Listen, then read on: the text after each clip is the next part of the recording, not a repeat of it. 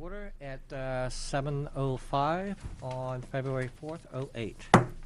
Please all rise for the Pledge of Allegiance. I pledge allegiance to the flag of the United States of America and to the republic for which it stands, one nation, under God, indivisible, with liberty and justice for all.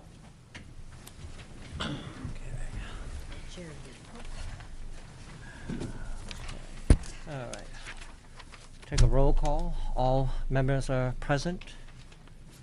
Richie, do you have a question? Yeah, Okay. I got to clear the air in regards to our legal counsel in responding to the public. It was brought to my attention prior to our January 7th meeting by the chairman that he was contacted by somebody that stated there may be a conflict of interest as to my sitting on the board on the NCDC variance due to my daughter Val's involvement with the NCDC. I told the chairman that my daughter was not a voting member since December of 2006 and does not have a financial interest in this case, and that the NCDC has only retained her in an advisory position due to her extensive background in the real estate field. Therefore, there is no conflict of interest, and I had no reason to recuse myself. Also, for the board and the public, my daughter is not in the rental business. I found it difficult to comprehend why my integrity has been challenged in this most important case that has come before this board in my many years of serving. If this individual would have researched my voting record, they would have found that I recused myself due to a conflict of interest in prior cases that my daughter had been involved in that came before this board. The first one on August 19 of 2002, Ted Chicon, Great Cove Drive, regarding separate lot status. July 14, 2003, Belmar and L. Zink, 22 Smith Garrison Road, structure in the Shoreline Protection Overlay District. June 2nd, 2005, Cohen Rush, 17 Bayview Drive, reconstruction and expansion of a non-conforming structure within the Shoreline Protection District and within the R1 front setback. And June 27, 2005, Frank Smash / the Nature Conservancy, Bay Road change of use. And that's when she handled that estate, and 6 acres is where they have their office now, and the other 29 went into conservation. And therefore, I don't see any reason to recuse myself. And I'd like that read into the record tonight. Do you have a copy of that? I have. And here's a statement from my daughter that shows that she has no interest in this. Mr. Shelton, thank you very much for doing that, and I don't know who would ever challenge your integrity because you certainly have the highest standard, but I do appreciate you taking the time to do that. Going forward, I'm going to read this. Basically, it's sort of how we're going to proceed this evening, and not just this evening, but every time we have a ZBA meeting. Good evening, ladies and gentlemen. For the benefit of those who have not attended these hearings in the past, the procedure is as follows. The petition will be heard in the order they were posted in the legal notice.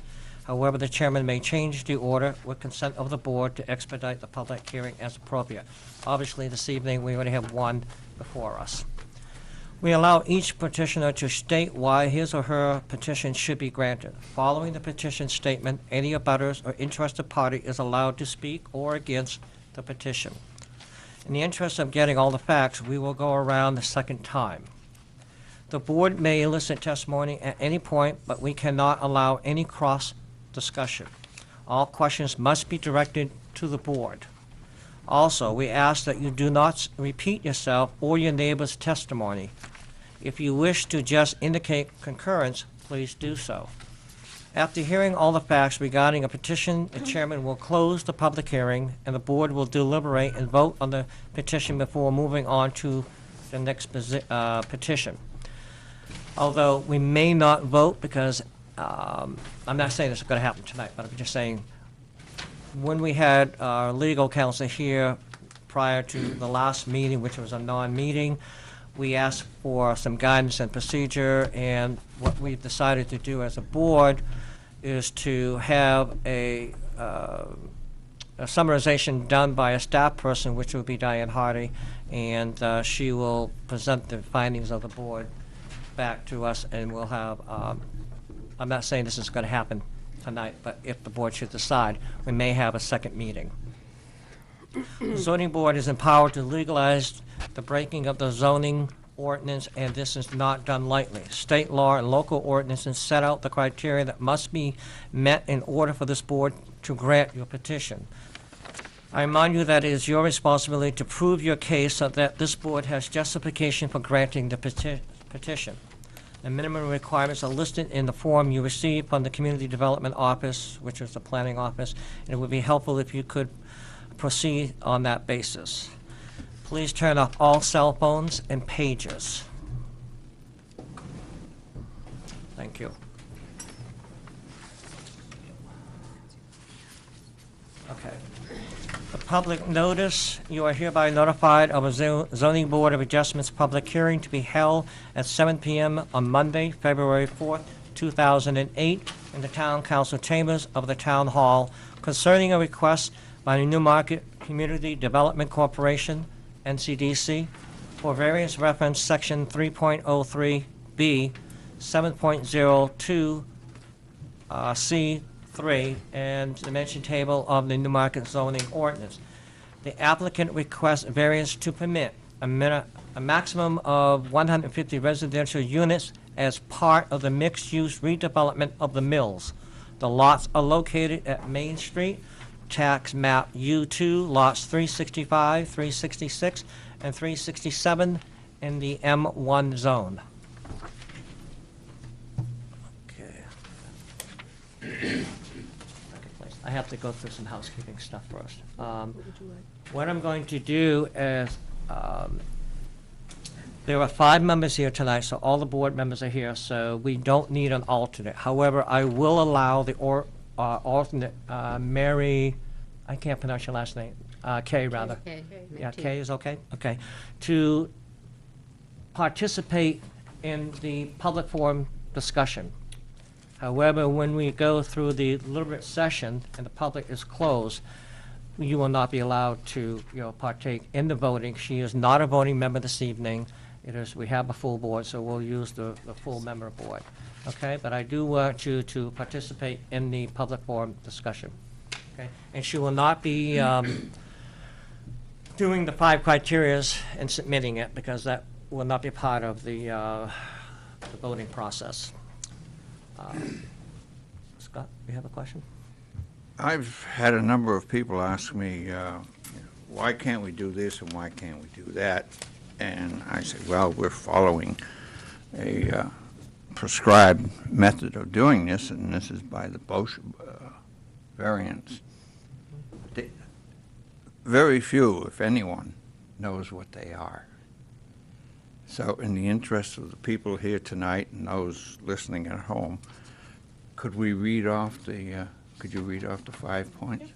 Yeah, we can do that, but I still have some more things we need to go through before we get to that point. Okay?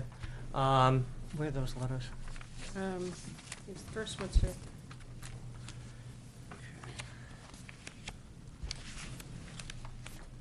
I'm not going to read these. I'm just going to say they're going to be entered into public record. Okay, where are the ones that were up here? Those are them. All of these are in here? I'm going to give you Okay. several documents that will be entered into the record, Mr. Chairman. Okay. If you'd like me to I would present like, them to you and then... yes, please do so. Okay. Thank you. All right, the first item is a letter from Tom Jennings, who has some opinions regarding the project, and he sent us an email today, and it was entered into the record and into the files. Do you want to read that, or do you want to just... No. Okay. No, they're available for the public. Can you just summarize whether they're in favor or opposed? Yeah, we can do that. I would say, after myself reading this, a lot of this has to do with a planning board. However, on the face of this, it appears that this gentleman is not in favor of the 151 units at this point. But a lot of his concerns are really related to planning board. So, and I did not respond to this gentleman, nor have I responded to anybody on these memos, these letters? The second item, Mr. Chairman, is an email from Jerry Maines that was received in the planning office on January 24th. She advises, please do not grant the variance for 151 units, especially when you have it zoned for 40. This is a huge increase. The town already has water issues and downtown parking problems, and people already stay away from the downtown because of that. I'm also feeling that giving up public parking and leasing it to apartments is not a good thing.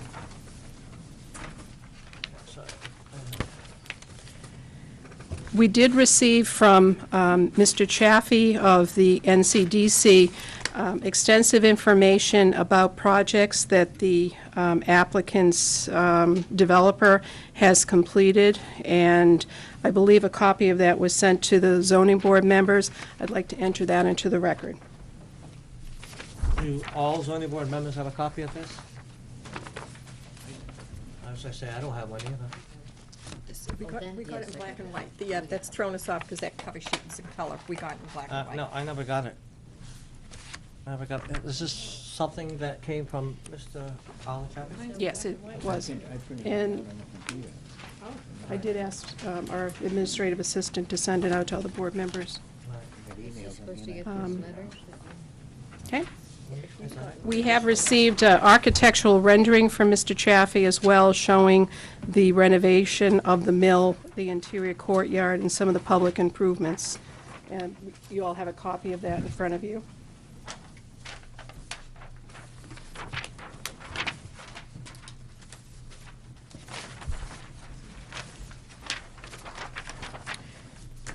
We have received correspondence from Crescentia Ann Healy, dated January 30th, and she's raising a number of concerns about the plan, including parking, life safety, the amount of retail space, safeguards for pedestrians, waste disposal, human factors, population problems, and she does not feel that the College Street development plan is right for our community, and she's outlined several concerns that she's had.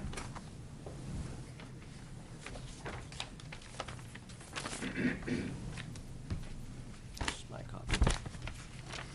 I also have a copy, Mr. Chairman, of the DVD from the public forum that was held on January 3rd that was put on by the NCDC, which provides extensive information about the developer and the development project, and we'd like to enter that into the record as well. Please do so. We have correspondence from John Badger, who is a member of the Planning Board, and he has concerns regarding the agreement that the town NCDC has with College Street, and is concerned that in the event the project doesn't go forward, and that the variance will stay with the project, and has some concerns about another developer coming in and completing the project with the variance. And it raises a question as to whether there could be some limitations on the granting of any variance to restrict it to just that owner. And that's something that we have discussed with Mr. Bates, our legal counsel, and we'll probably be discussing that in further detail this evening. Mr. Badger also goes on to say that he's concerned because if the variance is not granted, that the development team will walk away, and the town will be back where it was in 1996 with the buildings in worse shape. Additionally, if the variance is defeated, no other developer would be interested in the redevelopment, and will meet with the same fate, which would have a, cast a shadow, a cloud, if you will, over the project. He believes the majority of the town wants the mills redeveloped, and this is just an opportunity to do so. Failure to bring in a developer will result in the buildings being torn down with hazardous waste costs and environmental cleanup costs associated with that on the town. He wanted us to share this with the zoning board members.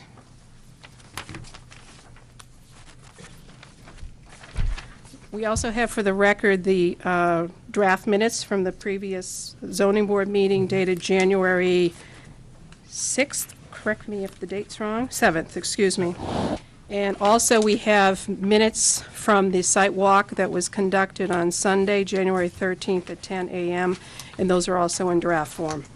Chairman, I just, point of order, when she mentioned the minutes, I just want you to notice that it's dated 2007 and not 2008. Oh, Thank you. thank you. Is it on the sidewalk? Thank you. Is that the, let me see, is that the sidewalk one? That's the site walk minutes. Okay. Thank you Thank for you. bringing that to our attention.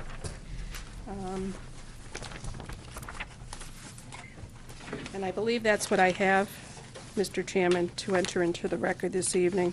Okay. Thank you. Okay.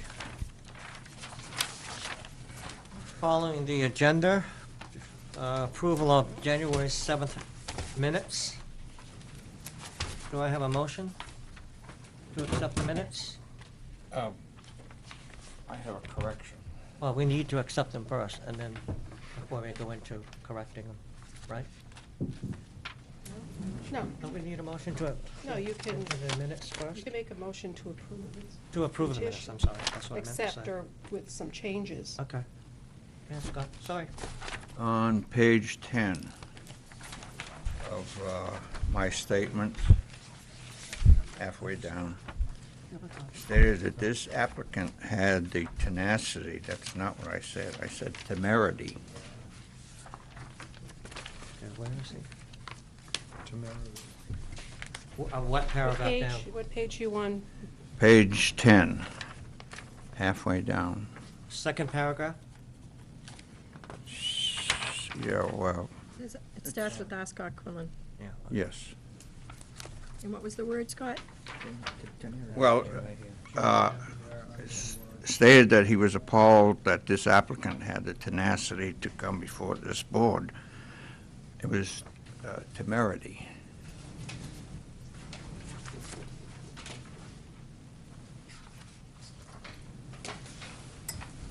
Okay. Any other changes? There's one mistake on a word on 21. It should be not NOI in the second paragraph, fifth line down. Second paragraph, fifth line down? Yeah, it's NOY, it should be NOP. But other than that, I didn't see any other.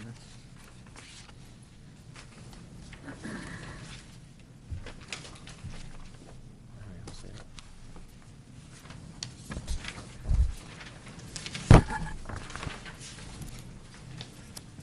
Any other changes?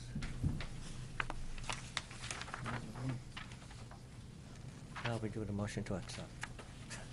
Have a motion to accept the minutes? With the change. Accept the minutes as amended, I'll second. January 7th, 2008. Any further discussion? No? Erica, would you do the roll call, please? Here. Here. Aye. Aye. Aye.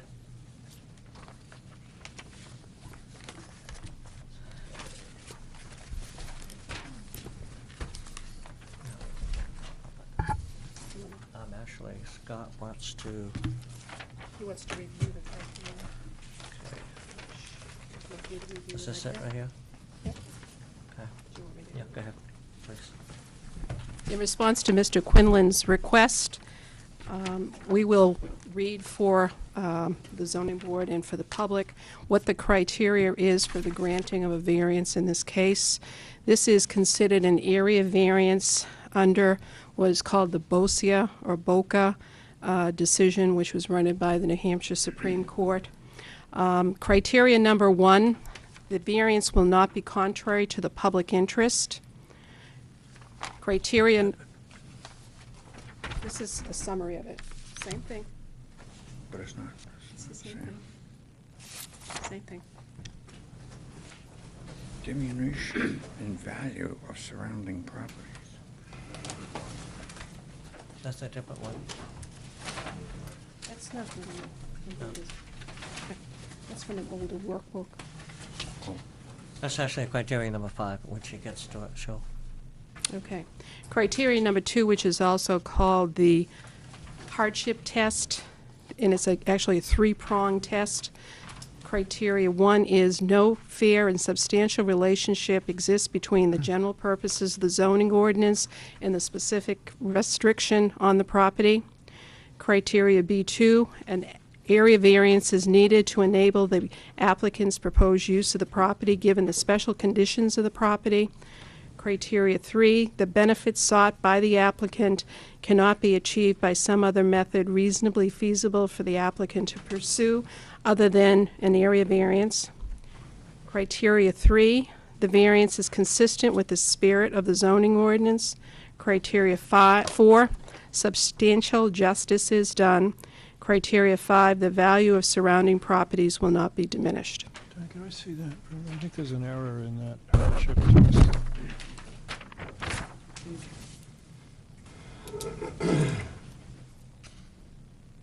Criteria B1 is one of the prongs from the simplex use variance, so there's the It's just two? yeah, there's just the hardship test under the area variance just consists of the second and third of those criteria. Okay. The first criteria has been imported from the use variance, so it should be sent back to the use variance.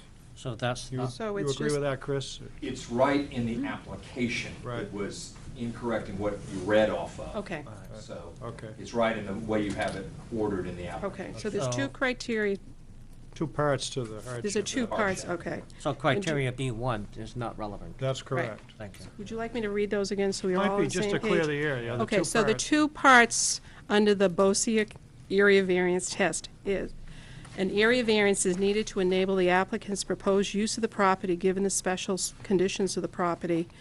And the second criteria, the benefits sought by the applicant cannot be achieved by some other method reasonably feasible for the applicant to pursue other than an area variance. Thank you. Thank you, Mr. Bates, for bringing that to our attention.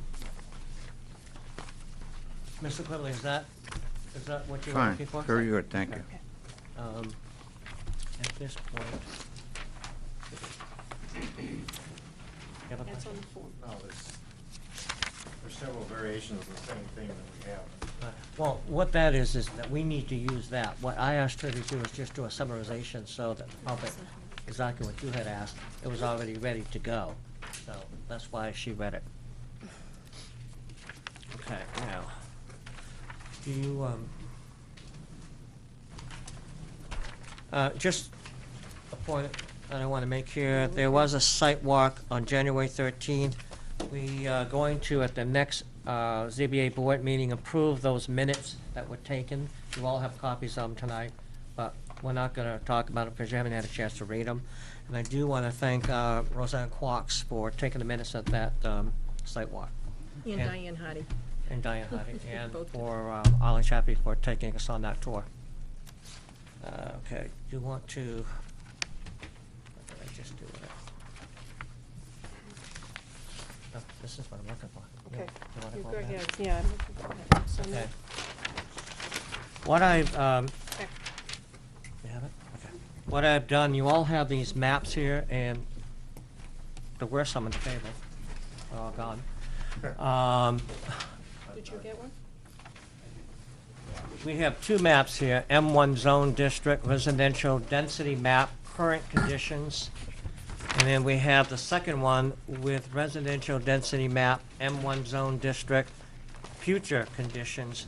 And I'm going to ask our staff person, Diane Hardy, to explain what these numbers mean. And this is something that I had requested, and she put it together very nicely. Can I- You have your copy? Yep. Can I borrow yours? Yeah, I just have mine. What did I do Is with there, it? I have another one here I was gonna share with you. Would you like?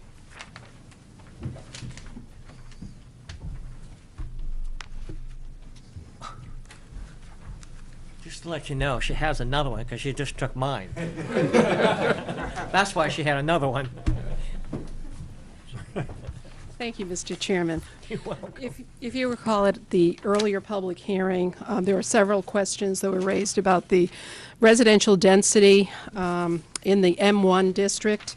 and there were concerns about how this proposed variance, which would add an additional 151 units, would affect the overall density in the M1 district. So I've put together a couple of maps for you, and I've done a density analysis of current conditions and analysis of future conditions based on the proposal before you. Just to give you a little bit of perspective, the M1 district is actually a fairly small zoning district, and it includes a little under 8 acres, and that's just the land area itself. And if you take a look at the current conditions, and this includes, and why don't I go clockwise around the table, starting at the bottom. We have the Rivermore condominium development, which currently has 72 acres on 2.59, 72 units, on 2.59 acres. North, we have the 3 parcels which consist of the College Street Mill development area, and currently there are no units, so that's shown as 0. We have the Bryant Rock directly across the river, which includes, the approval was for 38 units on 1.93 acres.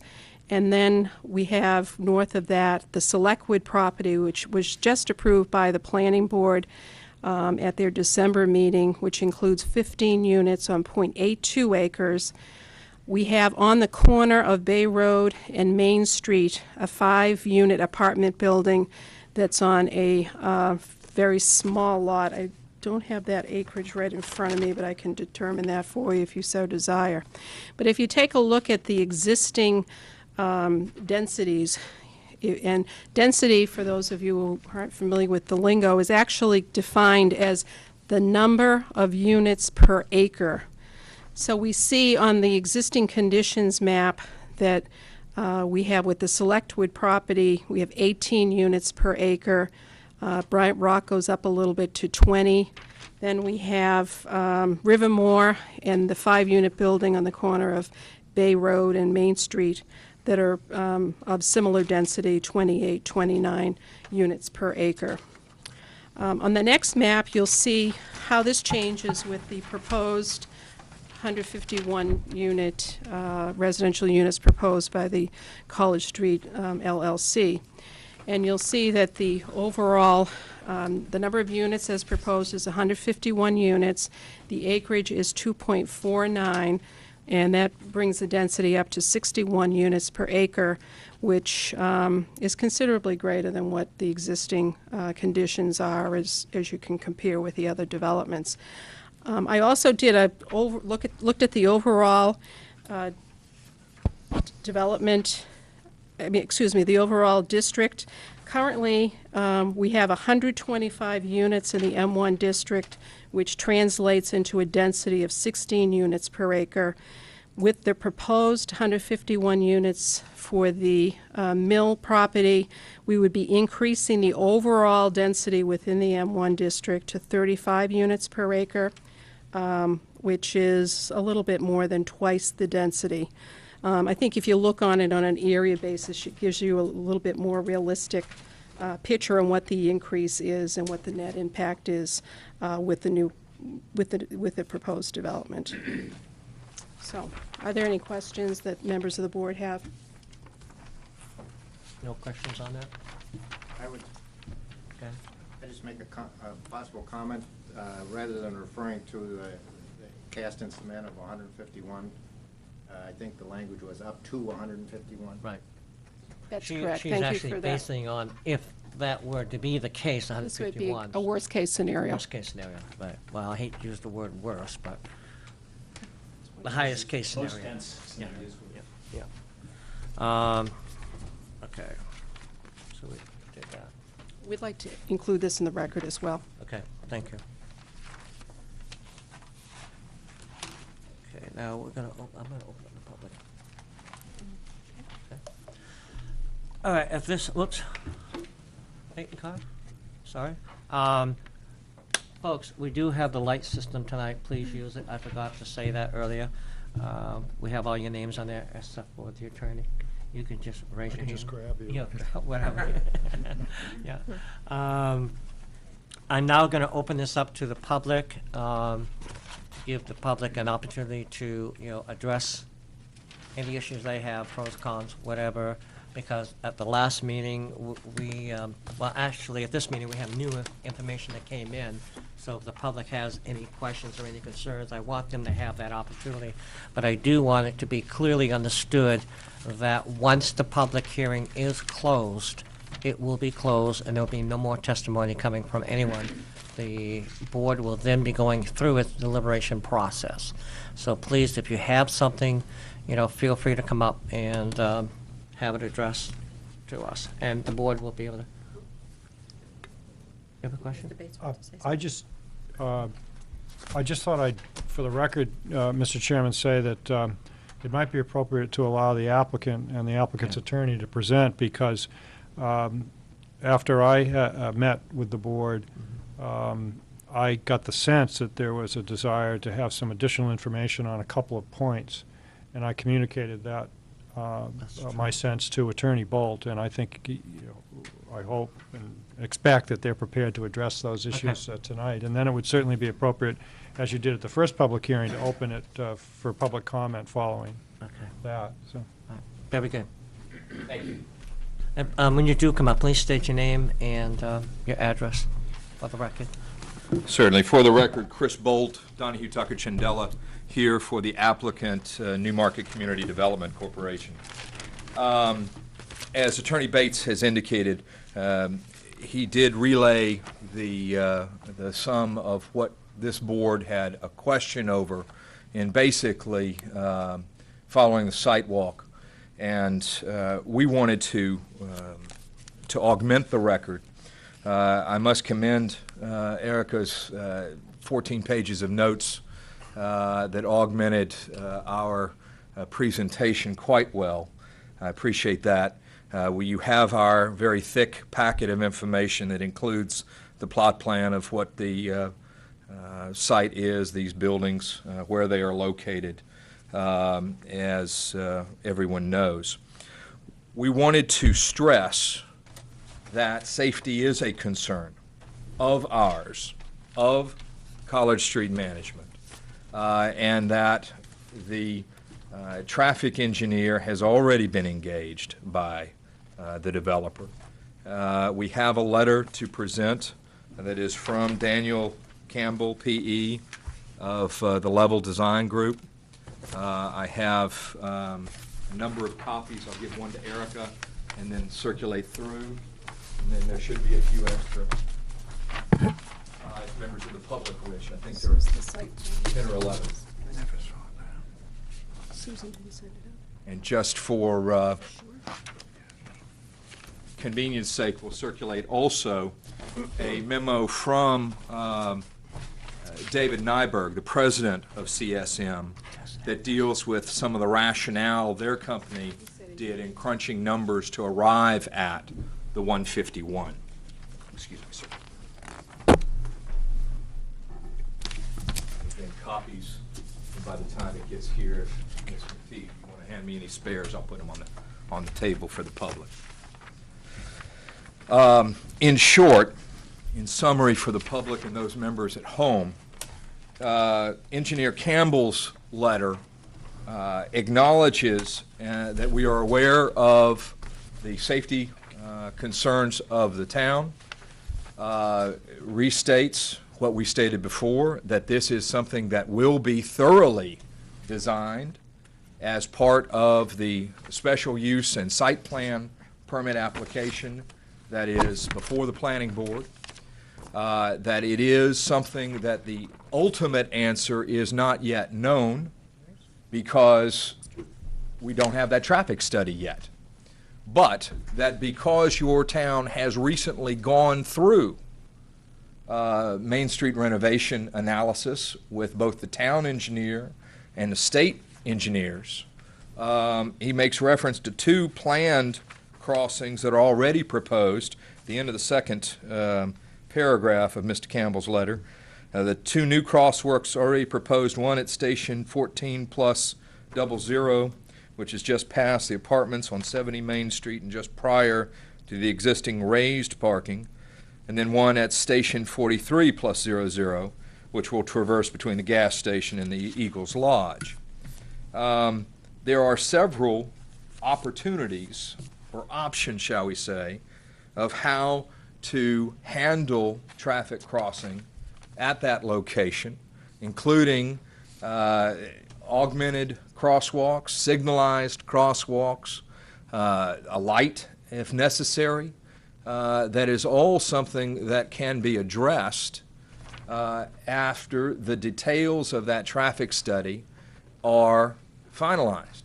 It is not something that is usual for coming in on a variance application, but it is something that is usual for the special use and the site plan review. That is, in fact, one of the criteria, one of the elements in your site plan regulations, that traffic study be done at that time. And we are committing to you, and I hope you hear us emphasize how strongly we consider that this is an important issue and that it will be addressed. But let it be addressed at the proper time. I also remind you respectfully, no matter what redevelopment would occur in those mills, there will be traffic implications. There will be crossing implications. As I understand from the times of some of the our more senior members of this community have recounted when the mills were running, the shift changes and lunch counter crowds when those mills were in full operation. Now, everybody would love those days to return, but they aren't. And in these economic times, I think it is important to remember that this is a redevelopment of a facility that has been vacant for a very long time in this community. And the jobs that will flow from this and the tax benefits that will, unknown at this stage, but it's better than what is a vacant hulk right now. And we ask you to keep that in mind when you consider this variance application.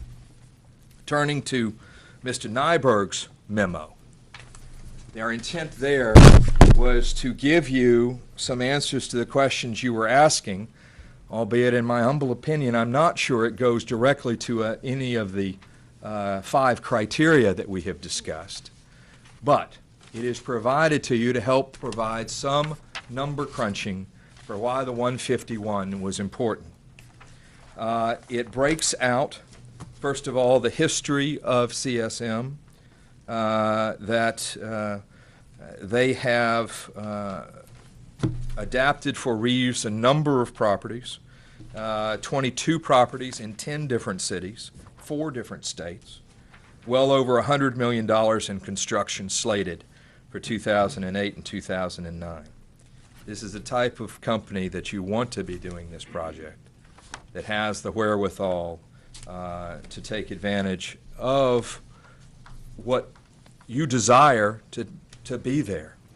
By your master plan statements, as we stated at length in the prior presentation, that this is the type of mixed-use redevelopment that this unique property is designed for. Keep in mind, as the numbers of Ms. Hardy reflect, this is obviously above the allotted level of density for this development. If it were not, we would not be here asking for a variance. But keep in mind also, these are the largest mill buildings in your downtown. They are much larger in composite than Rivermore. They are much, much larger than Bryant Rock in total composite. You have 123,000 square feet of usable space. That's not every inch of that building, those buildings. And you have 6 different mill buildings as part of this redevelopment plan. If you look at the residential capacity breakout, their estimation of the various buildings, as I understand it, JKL&M run north to south along the river.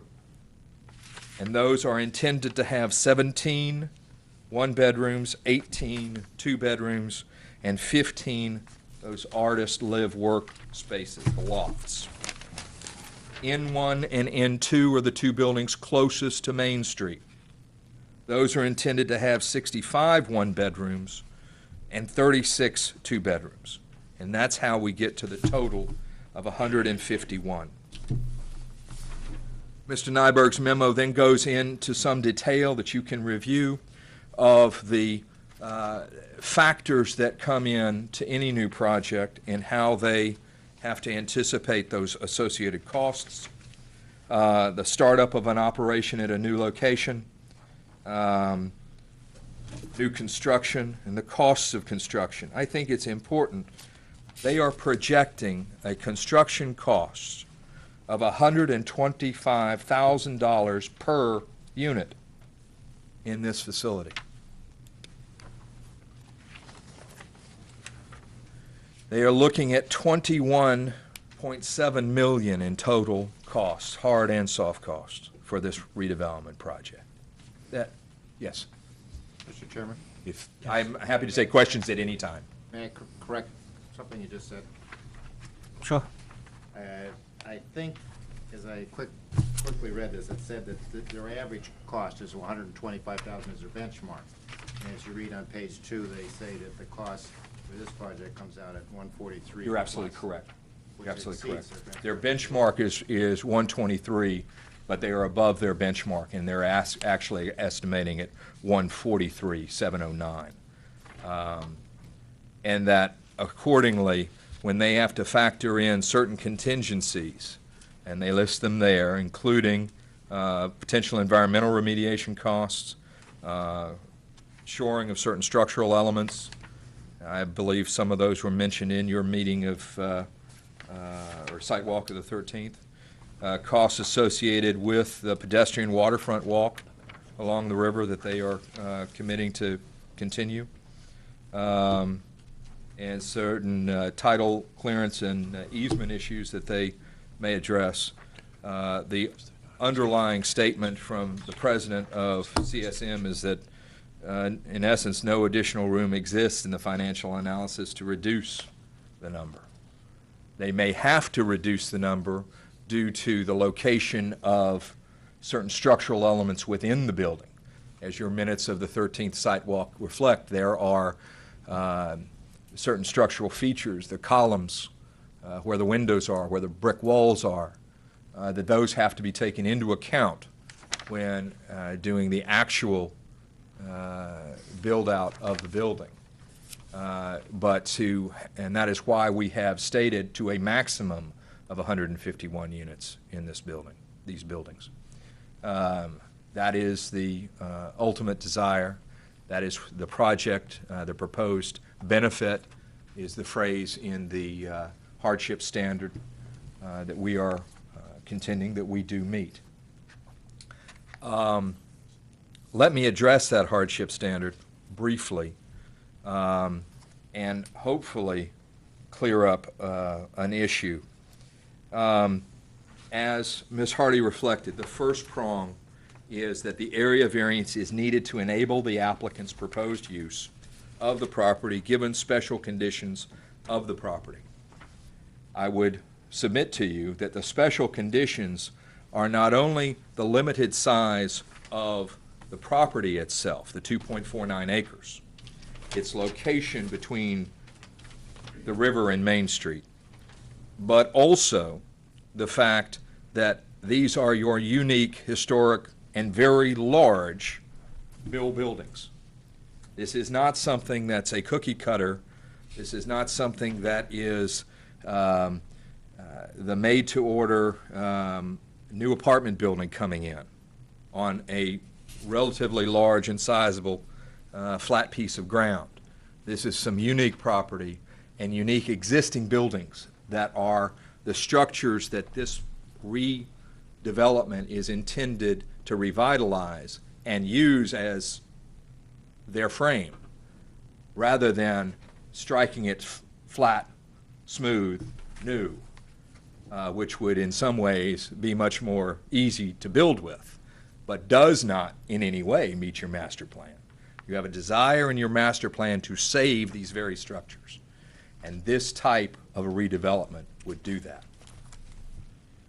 The second prong is that the benefit sought by the applicant cannot be achieved by some other method reasonably feasible for the applicant to pursue other than the area variance. I remind you, the benefit sought is this 151 maximum residential units for this redevelopment mixed-use project. We cannot achieve this by some other method. We cannot add land. We can't fill through the river. We cannot build into Main Street. We cannot add anything more. We have already, by agreement with the Eagles, are obtaining that small parcel and adding it to the mix to thereby reduce the otherwise level of density that would be placed on the properties.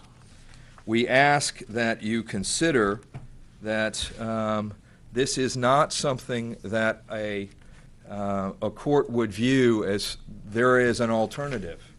There is no more land. We can't stretch the envelope.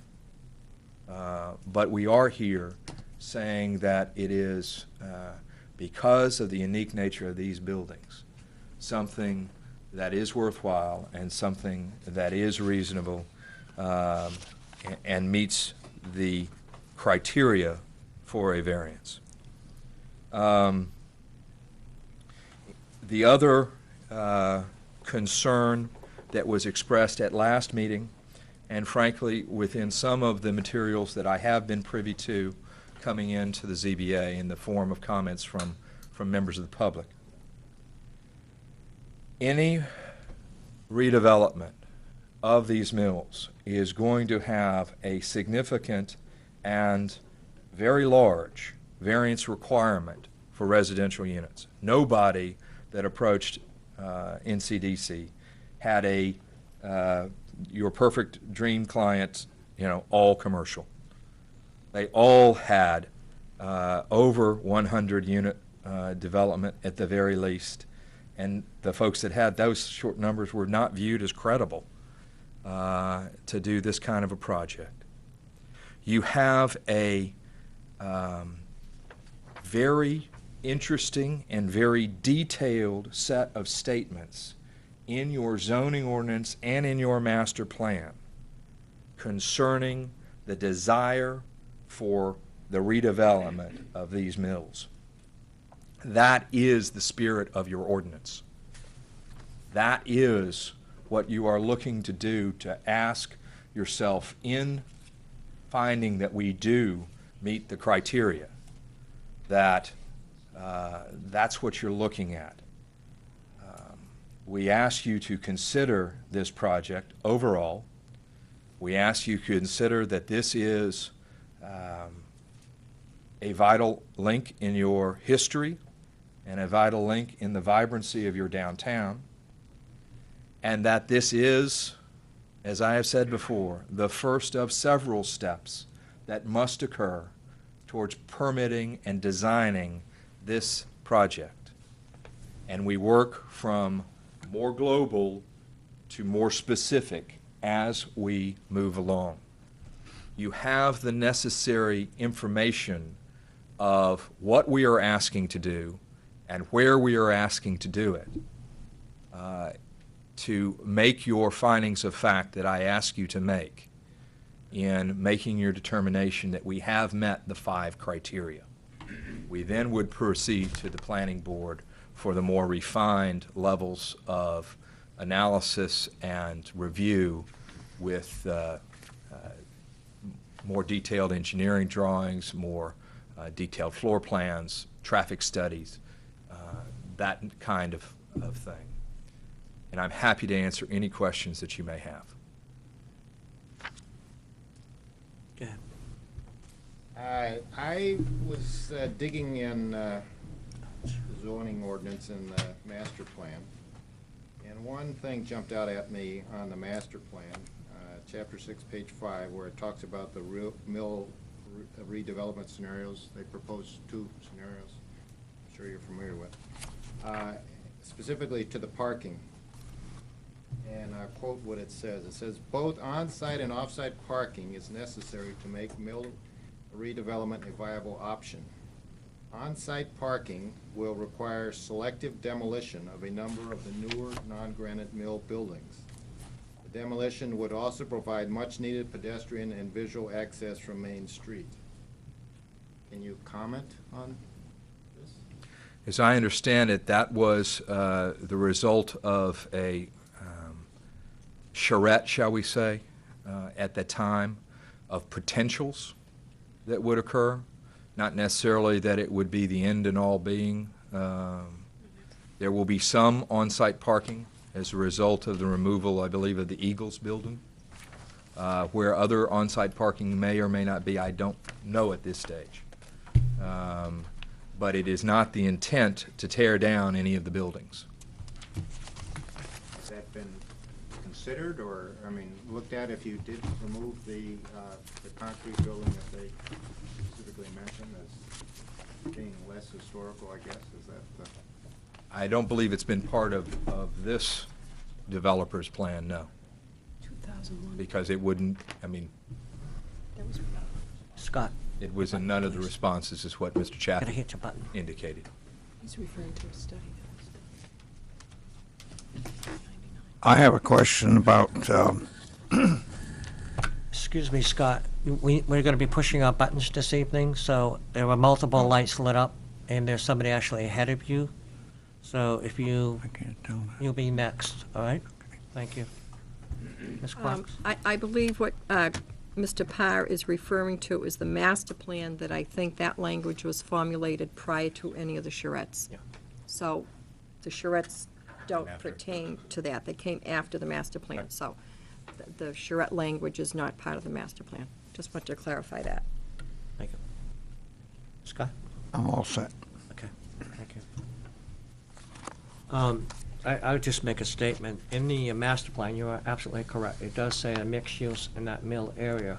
However, there's nothing in there that says, as I'm concerned that when you make that statement, that yes, residential is allowed in there, it is, along with other entities in there, but there's nothing in there says that the density has to be as high as it is, and that's the issue we're dealing with. So I don't want people to get the feeling that whatever happens tonight, 151 units, it's okay to do that.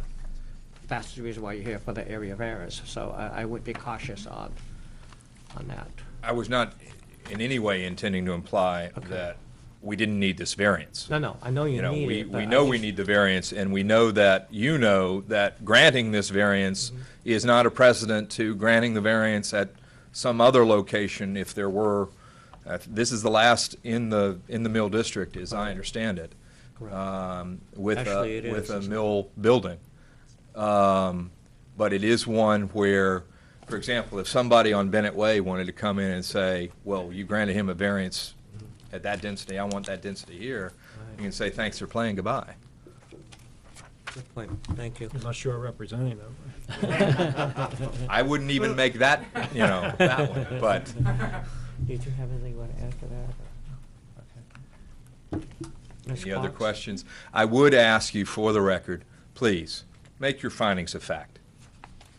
As we would ask that it be, frankly, by the members, but it's important for, I think, everybody's concern that you make your findings of fact and how we, hopefully, how you consider that we have met the criteria. Well, that is absolutely our intention. However, I do want to make something very clear, that, we've been discussing this now for about a month. We've had a couple of meetings, non-meetings rather, with our attorney, public meetings. I just want to make it very clear that the NCDC has had the opportunity now for a number of years to reach to the level where they are this evening. Give us and afford us the opportunity to reach our decision in a manner in which is suitable to this board. I feel at your last meeting and this meeting, there's a pressure on to make that decision because it appears that somebody's going to walk away. We don't want anybody walking away, but we also want to do it in the best interest of the community. So if we need that time to deliberate and to do a summarization and call a next meeting, then that's what we're going to do. Mr. Chairman, please hear me. I have not intended to give you any impression of a bum's rush. I am stating for the record, well, I asked last time because there was some concern on the, shall we say, grapevine that this would be installed out indefinitely. We wanted to make sure that that was not the case, and you gave us that assurance. Right. My statement that I just made about a request for findings of fact, as Attorney Bates, I'm sure, will tell you, is based on some language in some Supreme Court case law, that I have to request those findings, and I have done so. I'm asking you to follow your rules of procedure.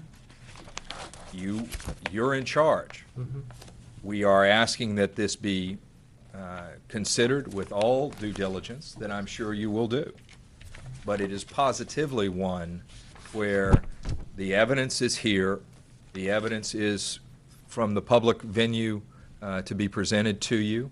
If you feel that there is something else that you need us to provide, my hope is that there is not, because we've had those type of communications.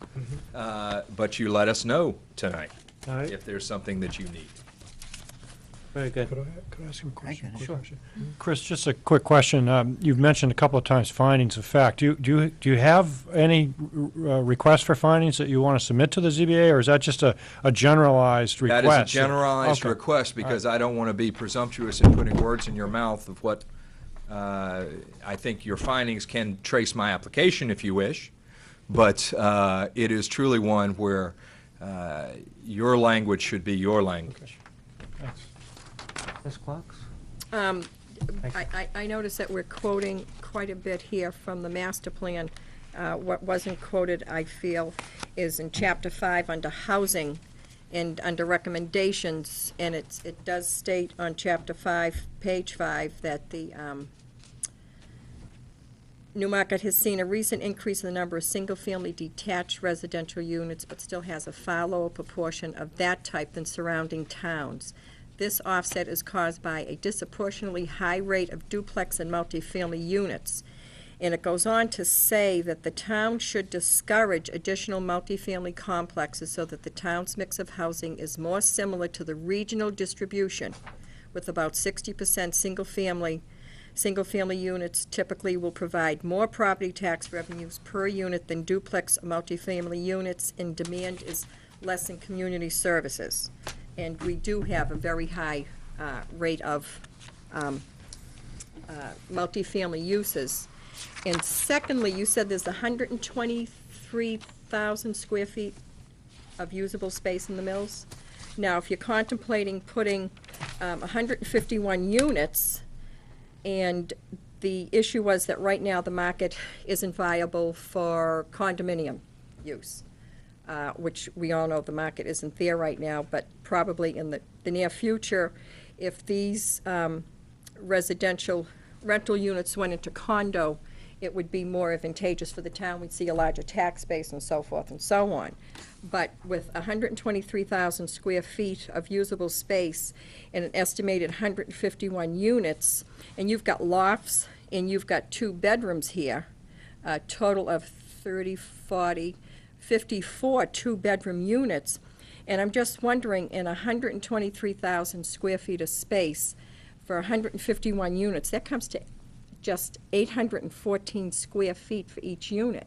So the viability of being able to turn those over into a valuable condominium when the market is amenable to that, I don't see how you can do that with an 814 average square feet for each unit. So I got some concerns. Well, let me address your reference to the master plan first, if I may, Ms. Quox. I believe if you'll read the actual text prior to the recommendation page, what is being sought to be discouraged are additional multifamily complexes outside of the village units, outside of the downtown area, in essence. You did not want to continue to have sprawl out along the various arteries and thereby have these multifamily complexes. However, there was specific language of saying you wanted to increase the concentration of residency, especially in the downtown village section and the mill district itself. As to the viability of condos, I ask you to remember that this developer, in their business model, continues to own this development. That's the way they like to do it, because they have found a business model that works. Your analogy of condos make better tax benefit, I'm sorry, I don't know the study that is based on. I've not seen that, and I'm not sure of the viability of that conclusion. But I do remind you that instead of 151 tax bills going out, you have one tax bill going out. Instead of having 151 property owners, you have one property owner. You have somebody to go to, and you have one entity that is there to address any future concerns. It is important to remember that just because you own a condo does not mean that you live in that condo. It too can be rented, as are a number of the units in Rivermore and in Bryant Rock. It is not something that either of those facilities have a large student population, school-age student population in any means, nor do they have a large college community in them. But it is something that we hear your concern, but I'm not sure the basis for it. I've got no evidence to support that, is I guess where I have to leave it. Oh, for the value of. For the valuation issue. Yeah, you can just talk to Andy Blaze, our assessor, and that's what we've been told. That's what I've been told anyway. And also, under CSM, this one here, under 4,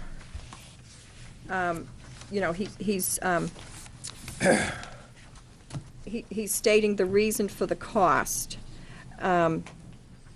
This number has been derived, the last paragraph, middle sentence, this number has been derived over time and is based on the business agreements that CSM has in place. Exactly what does that mean? I believe that's saying when they have their interests in buying various properties, and I believe this is their business model per unit, probably from the experience of the 22 properties in 10 different cities, is how they come up with that number.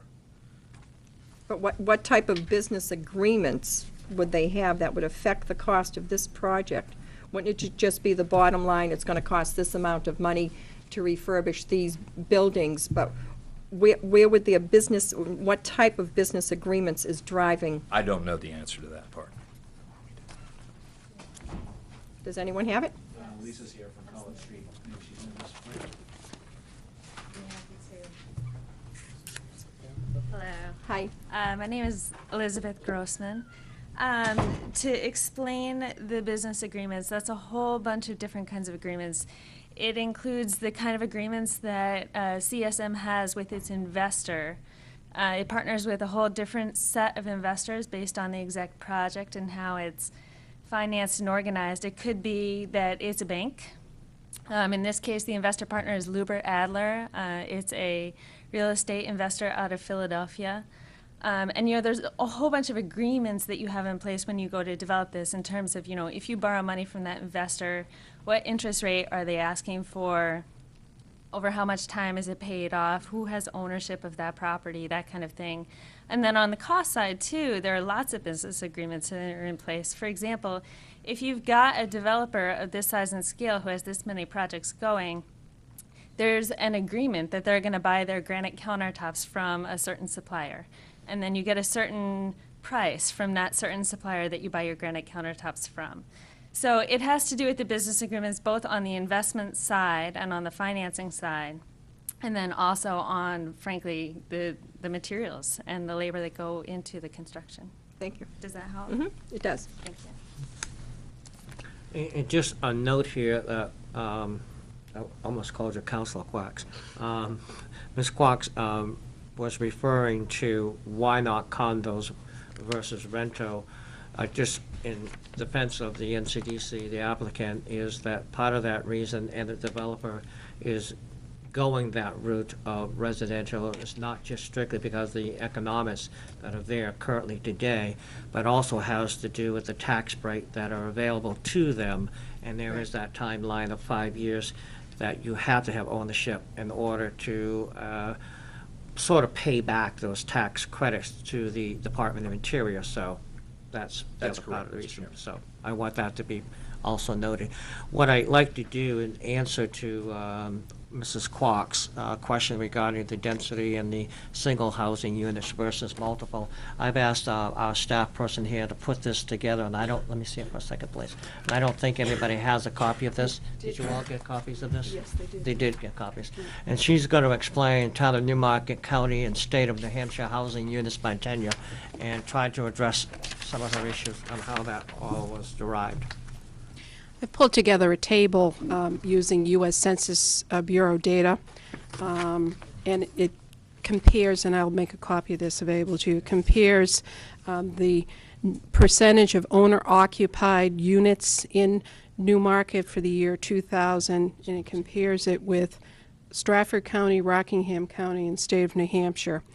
And in Newmarket in 2000, there were 53% of the housing units were owner-occupied and 47% were rent-to-occupied. That compares to a Rockingham County figure of 76% for owner-occupied and 24% for rental-occupied. And for the state of New Hampshire, 69.7% for owner-occupied and 30.3% for rental. We also took a look at the most current estimated housing unit data that's put together by the Office of Energy and Planning, and these are estimated housing units for the year 2006, where they can, using the 2000 census data as a base, they update data for each community in the state based on building permit activity and residential permits that have been issued each year. And currently, they estimate that in Newmarket, there's 4,181 housing units. Of that, 40%, or 1,682, are single-family, 54%, or 2,277, are multifamily, and 6%, or 222, are manufactured housing units. Could So you that- repeat the renter figures again, yes. please? The renter or the, No, owner-occupied was 1682, which is 40%, and then the renter was, how many? for the state or for the, Newmarket. for Newmarket? 53% owner occupied, 47% renter occupied. No, for the new, this 2006. It's I don't have it. It's not broken down out by that way. rental. Oh, okay. It's a little bit different. It's, Oh, okay. it's the Single type of family, unit versus the multifamily. type of Single family ownership. versus multi. The rentals Okay. wasn't in there, it wasn't available. All right. But I did want to confirm that the demographics that Ms. Quox was referring to. Can you give it to us with? Yeah, this with was the, provided. No, I mean with the 151 plugged in and 15 for select wood. I can redo them, and I can, for you, if you'd like me to. I think Mrs. Quox had, what, 54% rentals? I just have the 2000 census. But I thought you were quoting This was 2006. 2006, and these are estimated housing units. Okay, And again, there's no Basi- rentals. These are housing units that are, Right. okay. and everybody should have had a, I Got a sent copy- this copy. out prior to the Right. last zoning board hearing. Right. And I would like to enter these into the record do as so. well, and I'd be Yes. more than happy to make copies for Thank you. Mr. Bolt. I also wanted to confirm Mr. Bolt's interpretation of the master plan. The intent is that there be multifamily housing would be discouraged in outlying areas of the town, and that there would be housing encouraged at higher densities within the village district and within walking distance of the downtown. So I just wanted to confirm that that, in my opinion, is an accurate assessment. Okay. And Mr. Shelton's been waiting very patiently. That's fine. On page 23 of the notes, I don't know if things have changed, but it says, the chairman, Dana Glenn, had stated that the board's final decision would be made at the February 4th, 2008 meeting. And on the following page 24, the board needed to fill out the forms, et cetera, and this opinion would be prepared in draft form for the February 4th, 2008 meeting. Right. And I don't know if things have changed, or is that your I believe we did, guideline. no, actually, I believe what we said was that at one of the meetings that we would not collect those because we needed to have this meeting. So you're very difficult to do your facts of finding until you've actually heard what was going to happen tonight. That was all the results of our non-meeting with our attorney. So some clarification had to be put in there because it wouldn't be fair for you folks to be handing this in tonight without actually hearing what the applicant and its attorney would like to discuss. Well, yeah, that's fine. So that's the reason why But it I has had- shifted. You are correct, that's what I said. I had put some notes together that I Right. want to present to the board tonight, too. That's Based fine. on the last Yep. meeting. Things may change at this meeting, That's correct. but I still have some notes that I put together. Okay. And I believe you've already submitted your information. I've changed my information. You have, okay, so, For prior to, but yeah. I haven't seen it, I just heard that somebody had submitted it, so, I had changed a few of the things in it. okay. Do we have any other questions for the applicant and its attorney? I'm not getting through here, apparently. I did. Oh, yeah, it's not this button, that's your speaker. This button. Yeah. Okay, go ahead. For Mr. Bolt, Yes, sir. is it your intention to have your own construction company build this? My client is NCDC, so I know NCDC is not building this. All right, will CSM build it, be their own builders? I don't know the answer to that. I guess I'd ask the relevance on that, to who is the builder? Just background information of how they're putting their monies together. I believe the young lady stated that it's a multiple groups of people coming together. Is that correct? So you may have finance people, you may have people that are going to do the construction and so on and so forth. Right. CSM acts as its own general contractor, but then it brings in electricians, plumbers, that kind of thing. So CSM will act as its own general contractor at this point in the project. That's what's Okay. anticipated. Does that help? Does that help you? A little. Do you have another question? I have a second question. Sure, for go ahead. Mrs. Cox.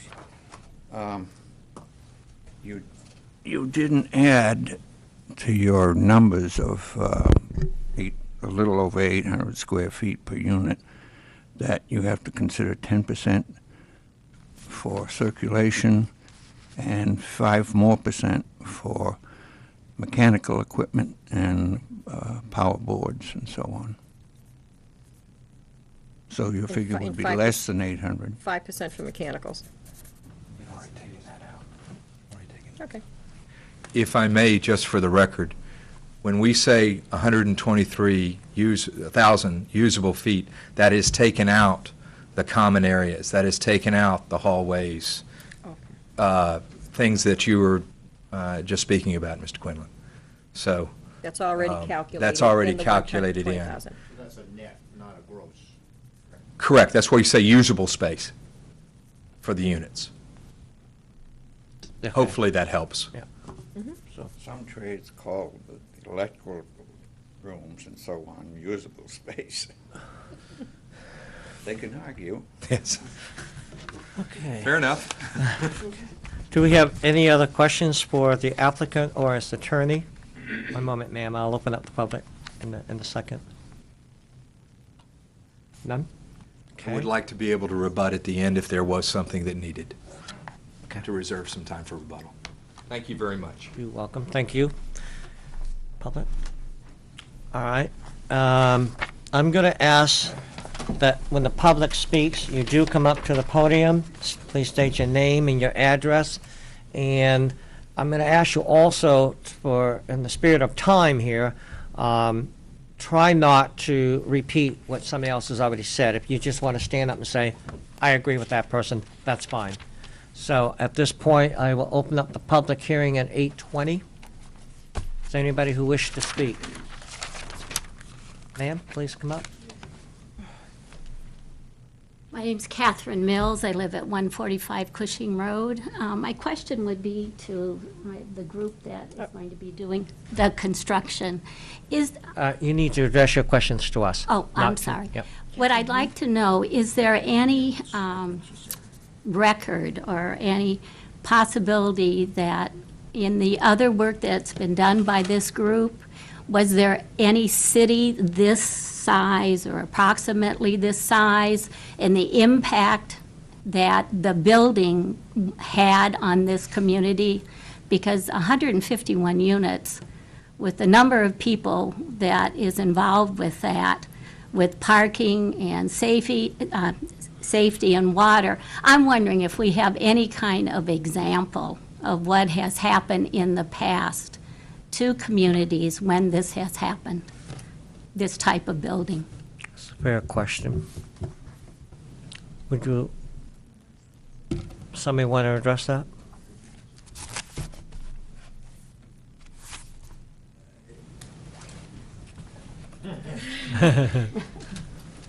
Thanks for your question. It's tough to answer, and the reason is just because every single community is so different and so unique that, you might get in this situation, there's a mill on a river in a downtown of particularly this size that's at this particular point in its economic transformation from being a mill town to something else, and other projects happen in other kinds of communities. I will say that, at least from the CSM experience, our experience has been that when you get an investment on the order of $20 million into a town of this size, it has very positive implications. And it has positive implications because you're taking a building that is vacant and is dark and has structural problems, and you're fixing it, you're breathing new life into it. You're adding more pedestrians onto the street. You're bringing in new businesses, and you're bringing in a little bit of increased density, so there are more people to visit the other local restaurants down the street. So there's all kinds of positive ripple effects. Specifically for this property, we're not anticipating a significant burden on the school system or anything like that. It's predominantly 1- and 2-bedroom residences. This isn't someplace where you'd have large families living necessarily. In terms of the water systems and the impact on the infrastructure, that's something that we take really seriously and we take into account, because if those potential issues aren't taken care of, there's no way to market this building and actually fill it up. And so it's in all of our best interest to make sure that those are taken care of. And you have the requirements in place that we need to make sure we're looking at that, and we're all going to look at that together to make sure that those issues are resolved. So from our perspective, we see a positive impact happening into the town. To be very honest, if we didn't, it probably wouldn't be a place where CSM would consider investing.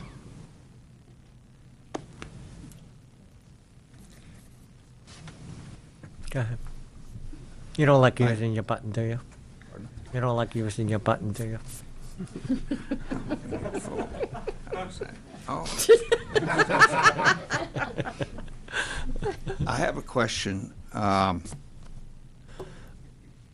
Why wouldn't it be prudent for us to wait until you get your questions answered for the utilities and water, sewage?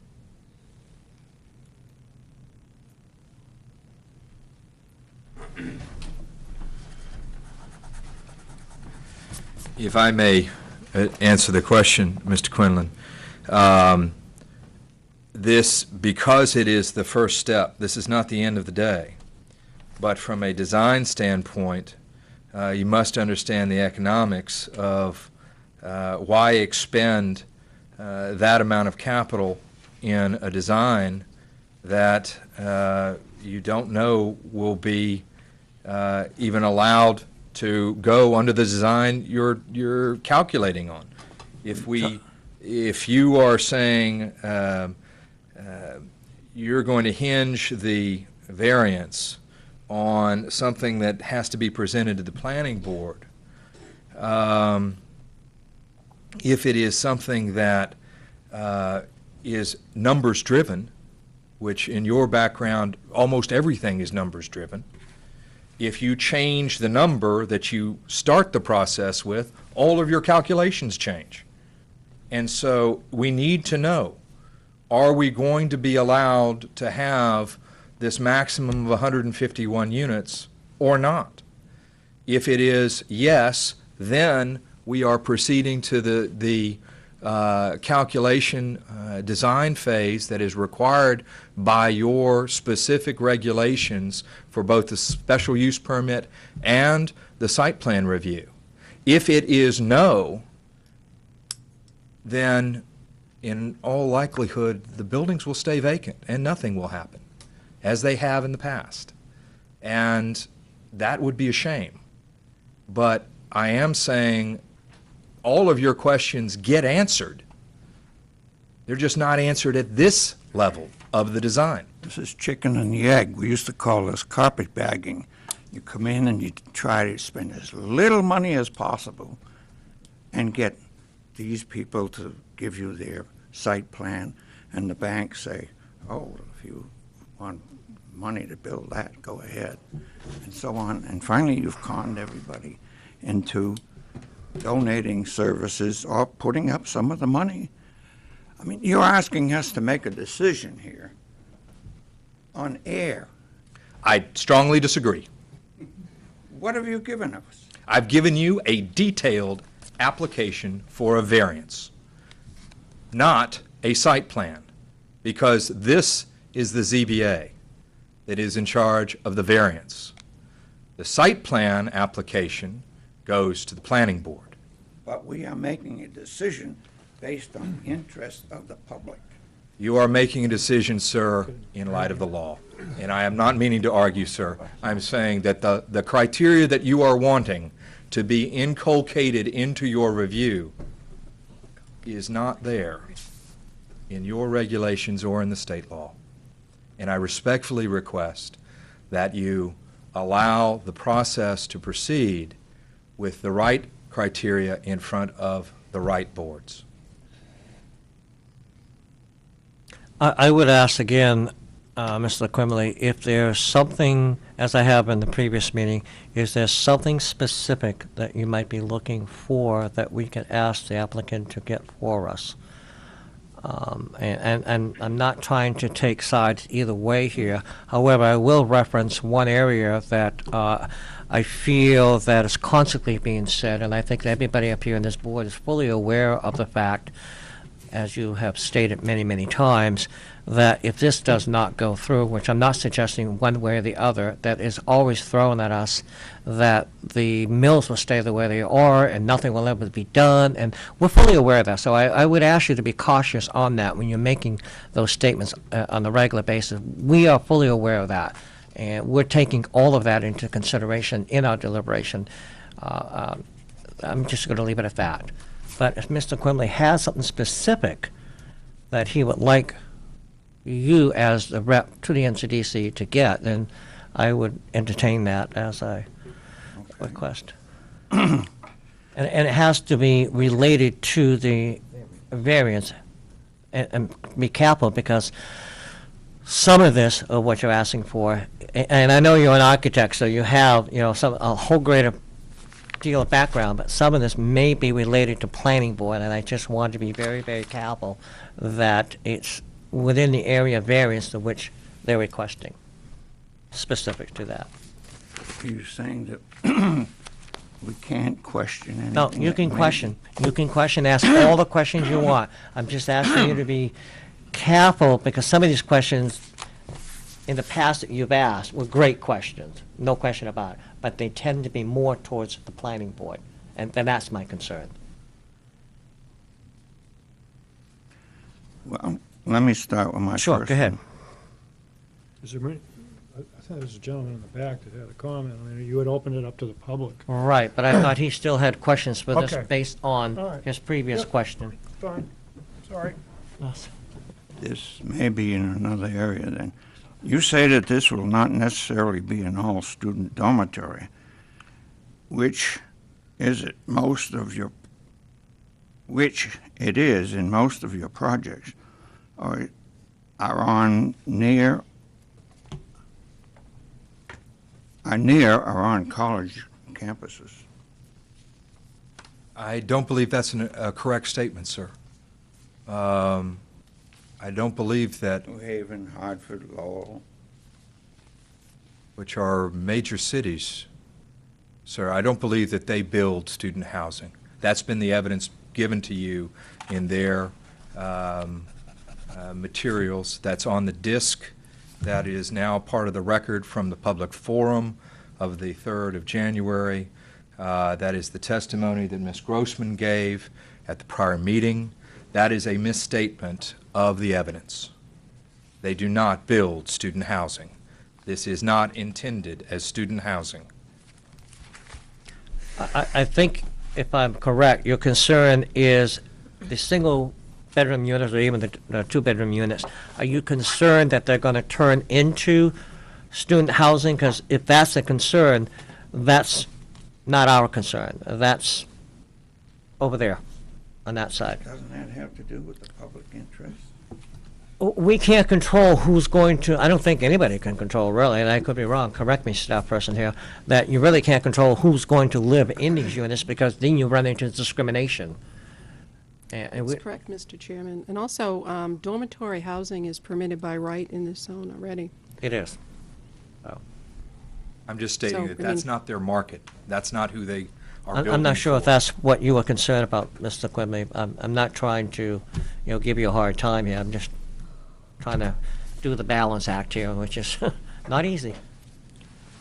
Well, I was just questioning Yeah. what I saw Okay. and what he's saying, and they didn't jibe. It may be that they're building or doing refurbishing units in places near universities, and they just happen to have students that might be moving in, which is probably going to be the case here. But I don't see how you can control that. Is that a fair statement? Would you? Yeah, because I think I've said it. Yeah. Probably, many of you know, there's a residential strategy, and it's so widely known it actually has a nickname. They call it Meds and Eds. And a lot of developers actually have found good success if you locate either near medical facilities or near educational facilities. And that is actually a strategy that CSM does follow. Although I would say it's not a requirement for CSM. But the reason for that is you actually get a fairly highly educated. Did you say does follow? I said it follows it, but it's not a requirement. And so a lot of them are near university campuses, but if you look at the population, it's not a requirement that you're a student. It's not student housing. It's market rate housing in areas that happen to be near either medical institutions or educational institutions. But then there are certain projects that are just good tertiary markets where an investment makes sense. Thank you for answering that. Mr. Quigley, you all set? No, I have many more, If but if I'm I not could sure interrupt, we whether- had opened the public for public comment. I Right. think we should That's where finish I'm that going. before Mr. Quinlan That's where I'm continues with going. his questions. Thank you. you. Let's take questions from the public. Anybody else would like to speak? Mr. Ricker? And then Ms. Crescentia Ann Haley. Mike Ricker, 26 Birch Drive. All right. Try to follow me because it jumps around a bit. I'll be bouncing back and forth, I think. Let's put this into an easy context to relate to. The applicant is requesting a variance for 151 residential units which is 106 more units than is allowed. This is equivalent to all the apartment buildings on the left-hand side of Bennett Way. You start at the bottom, work your way up, that's 154 units. That's what they're asking for. Of these 151 proposed units that they're asking for, 40% are slated to be two-bedroom units, which comes out to 61 units. Gives you a conservative estimate of 61 more children in the already overburdened school system. That is equivalent to 3 more classrooms in the elementary school. They average about 20 per classroom. The proposed commercial space is 11,500 square feet, which is almost exactly the same size as the Rite Aid. Not going to be a huge impact for business. That's up to debate and opinion, but I'm just trying to put things in perspective here. Some people obviously know which buttons to push by using key words such as artist living loft and cultural use area. They've done their homework. They know the town, what they want. This is in reference to the 2,500 square feet the applicant is allowing the town to use. This proposed area is roughly 35% larger than the Newmarket Senior Citizen Center. Again, just so you know what we're looking at in proportion. It doesn't seem like a fair trade to me for selling the soul of our downtown. 151 rental units, in my opinion, is not better than a vacant hulk. Disregard that the NCDC is loosely affiliated to the town. Treat them the same way you would any other applicant. Would you be as receptive to a variance of this magnitude if the applicant was, say, the Cheney Group? I hardly think so. Get used to hearing applications such as this, because if you grant this variance for more than triple the allowed residential units, you will open the floodgates to developers demanding similar exemptions to the ordinances. And be prepared to defend any denials in court, because you will have set a dangerous precedent if you allow this. It doesn't matter what Mr. Bolt says. His job is to tell you whatever makes you feel warm and fuzzy. It will be fought in court if you grant this and deny future density requests. Guarantee you. In my opinion, rental units are not the best use for the mills. The applicant is telling you they are, because that's all any developer currently wants to do. As many developers know and have experienced in the past, as prime properties become fewer and fewer, properties that once considered poor choices for development are being revisited and become a viable option. I believe this applies to our mills. Yes, they've been vacant a long time. And they may very well be vacant a lot longer to get the right tenant in there. As population grows, so does the need for professional services, and with fewer prime commercial properties available, the mills will become a viable option for professional spaces that will have far less impact on town services and pay more in tax dollars than residential units. Who would have thought 20 years ago you'd have a Walmart, Lowe's, and Applebee's in Epping? With time, everything becomes viable. It could happen here that we could have a stronger commercial presence in the mills. We are told that if we don't act now, the mills will be lost. To some degree, I'm sure that's possible. If some portions of the mills are in too bad a shape and need to be torn down during their eventual renovation, a great spot for a public waterfront park. We spend money to purchase property and put them into land conservation to protect them from detrimental development. Denying this variance would accomplish the same thing by protecting the mills and the downtown from extremely detrimental development. Sometimes no action is the best course of action. Last meeting, Mr. Boltz's interpretation of our master plan prompted me to dig my copy out and reread it. First of all, the state's definition of the master plan is, the purpose of the master plan is to set down as clearly and as practically as possible the best and most appropriate future development of the area, to guide the board in the performance of its other duties in a manner that achieves the principles of smart growth, sound planning, and wise resource protection. As Ms. Hardy had pointed out earlier with the housing statistics, and the ones I had were from, I think, the earlier census, but basically Newmarket, we have our single-family housing and our rental housing backwards. Everyone else, the average is roughly 60% single-family and 40% rental. We're just the opposite. We have more rental property than UNH, where the students are. A lot more.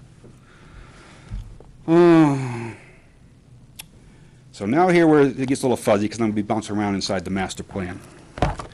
As I said, I worked on the master plan committee back in 2000, and some of Mr. Bolt's statements just didn't ring true to me.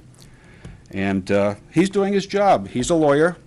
He's plucking sections here and there and trying to weave a thread to get this passed. In the same area Ms. Quox was talking about in housing, page 5, says clearly, with the possible exception of elderly housing or retired communities, the town should discourage additional multifamily complexes so that the town's mix of housing is more similar to the regional distribution, which is about 60% single-family detached units. Since these units, in reference to the multi-units, again to stress, these units will provide, the single-family will provide more property tax revenues per unit than duplex or multifamily units and demand less in community services. Right here, the master plan is telling you multi-units are paying less in taxes and demanding more in services. If you go down to same page, go down further where it says other specific recommendations. Mr. Bolt claims that the master plan specifically stresses that we should redevelop this area. I don't read it this way. It says address the high number of multifamily units in Newmarket through ordinances and regulations that limit additional multifamily development and bring the distribution of housing types back into the regional and state norms. Particular focus should be on the trend toward conversion of older, large, single and duplex units into multi-unit apartments, which increase the density, sound familiar? And also increase impacts on town services and parking requirements, causing congestion in the village, while not proportionally contributing to its tax base. Sounds just the opposite of what he's saying the master plan says. I don't know what section he's reading, but very clearly stated right there in recommendations, this is not what the master plan wants. Mr. Ricker, would you specify the page that you're... That is chapter 5, housing. Okay, so we'll have page it in the 5. record. Yep, and that's under recommendations and other specific recommendations. Thank you. Go over to page 6, and this is interesting. One of the other recommendation is to work with the Newmarket Community Development Corp., NCDC, and their clients to ensure that any residential development in the mills be carefully planned in an attempt to avoid long-term negative impacts on the tax rate and mitigate increased demand on community services and infrastructure. Wait a minute. Let's go back here. Well, into the section I just read on the recommendations where it discourages multi-units. It says that these units do not proportionally contribute to the tax base. So right there in the master plan again, it says the NCDC should work with the town to keep that from happening. Interesting. If you go to the NCDC's webpage, it says, our mission is to promote economic and community development in an effort to expand the Newmarket tax base, consistent with the town's master plan, and for the benefit of the taxpayers, residents, and visitors of the town of Newmarket. Again, we go back to the master plan. These multi-units are not going to sufficiently contribute to the tax base.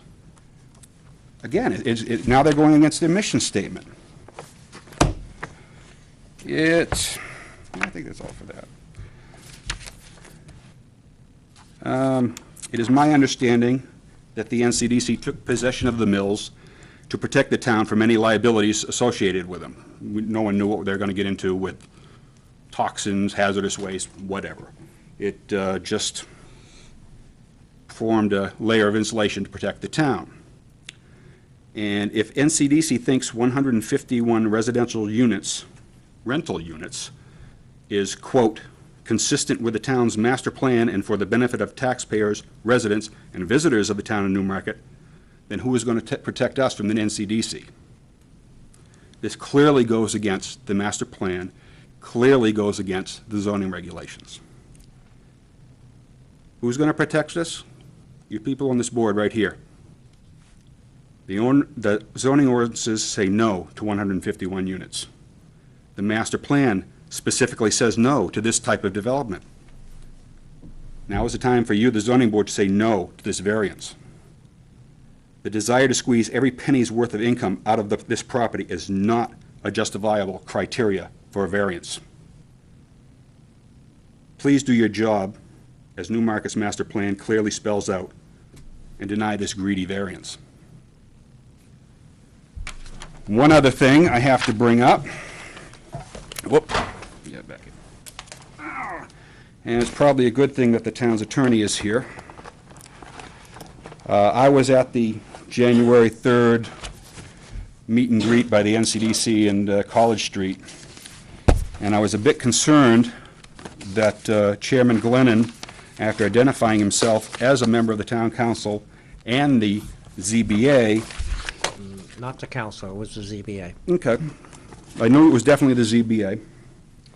I was concerned that some of the questions you were asking, but what concerned me most was at the end where you made the statement that we welcome you. And I think you might even done this gesture. No. Well, we have the disc, we have the attorney. I think the town attorney needs to review that, because to me, in my opinion, that already expressed your bias on this issue. To me, it states you've already made up your mind before they even came to the formal presentation of the ZBA. In my opinion, and it's up to the town attorney to review and decide, you should excuse yourself from any and all voting on this issue. Otherwise, it taints any decision by the board. I would like to respond to that when you finish. Okay, yeah. Like I said, in my opinion, comments you made, it appeared to me your mind was made up before the applicant made their formal presentation. And it puts in jeopardy any vote by this board. Town council is here. I think he should review this before any vote is made to decide whether you should or should not vote. Thank you for your comment. I will respond to that. Mm-hmm. If you go back and review that tape, you will definitely see that within the audience, there was a straw poll that there was one individual who stated that I will give a $100,000 check to put a penthouse up here in this spot. Is he on the board? Is he on the ZBA? No, he's not on the board. Please let me finish. I did not interrupt you. At that point is when I saw the pressure coming to the ZBA board. You better, do what we want here, because there was a very positive audience in that room. I only got up and said, my name is Dana Glennon. I am the chairman of the ZBA, and I will tell you that we welcome you to come to the ZBA board, and we will work with you. That is all I said. I did not do the gesture, welcome. We're going to do exactly what you want. That is not what was implied. And our attorney has reviewed the DVD, of which my request through the staff person to send it to him. And I would ask him to make a comment on that. Just for the record, I've not reviewed the DVD of that public informational that meeting. public, I that's reviewed the DVD of the first public hearing That's at the correct. ZBA. I stand to be corrected. Thank you. And if you feel that way, then you certainly have the right to express that. However, I do not plan on stepping down, because even as of this evening, I have not finally made my decision, nor did I imply that. If you got that, then there's no need for me to apologize. I'm not going to do that. That is your finding. Mm-hmm. But I have not made any decision that evening. I just wanted the NCDC, its attorney, its developer to know that we will work with them, and that's our intent. Now, by saying we will work with you, if you're getting out of that my mind has already been made up, then I'm sorry, you are incorrect. Well, that was not the forum to be making statements as that. That's your opinion. As after representing yourself as the member of the ZBA, I don't think so. This is the forum for asking questions and making statements like that. Otherwise, you've opened the can of worms that I'm discussing. It gives the impression that you've already made your decision. If I could interject, I think you've made your point. I think the chairman has responded to that point. I suggest we move on. The hour is already late, and I think it's going to get a lot later if we continue to just rehash. Are you intending to review that DVD? I am not intending to review the DVD. Really? I think your point has been made. The chairman has responded to it in a reasonable way. Let's move on. So are we basically ignoring it? No. Yes. He just said right there, the town's council is Let not... me- Excuse me, I'm speaking, excuse me. Your town attorney has said he is not going to review it to see if there's any hint of impropriety. So you're ignoring it? May I respond? Yes. Under New Hampshire law, it's up to the individual board member to decide if they have a conflict which prevents them from hearing a particular case.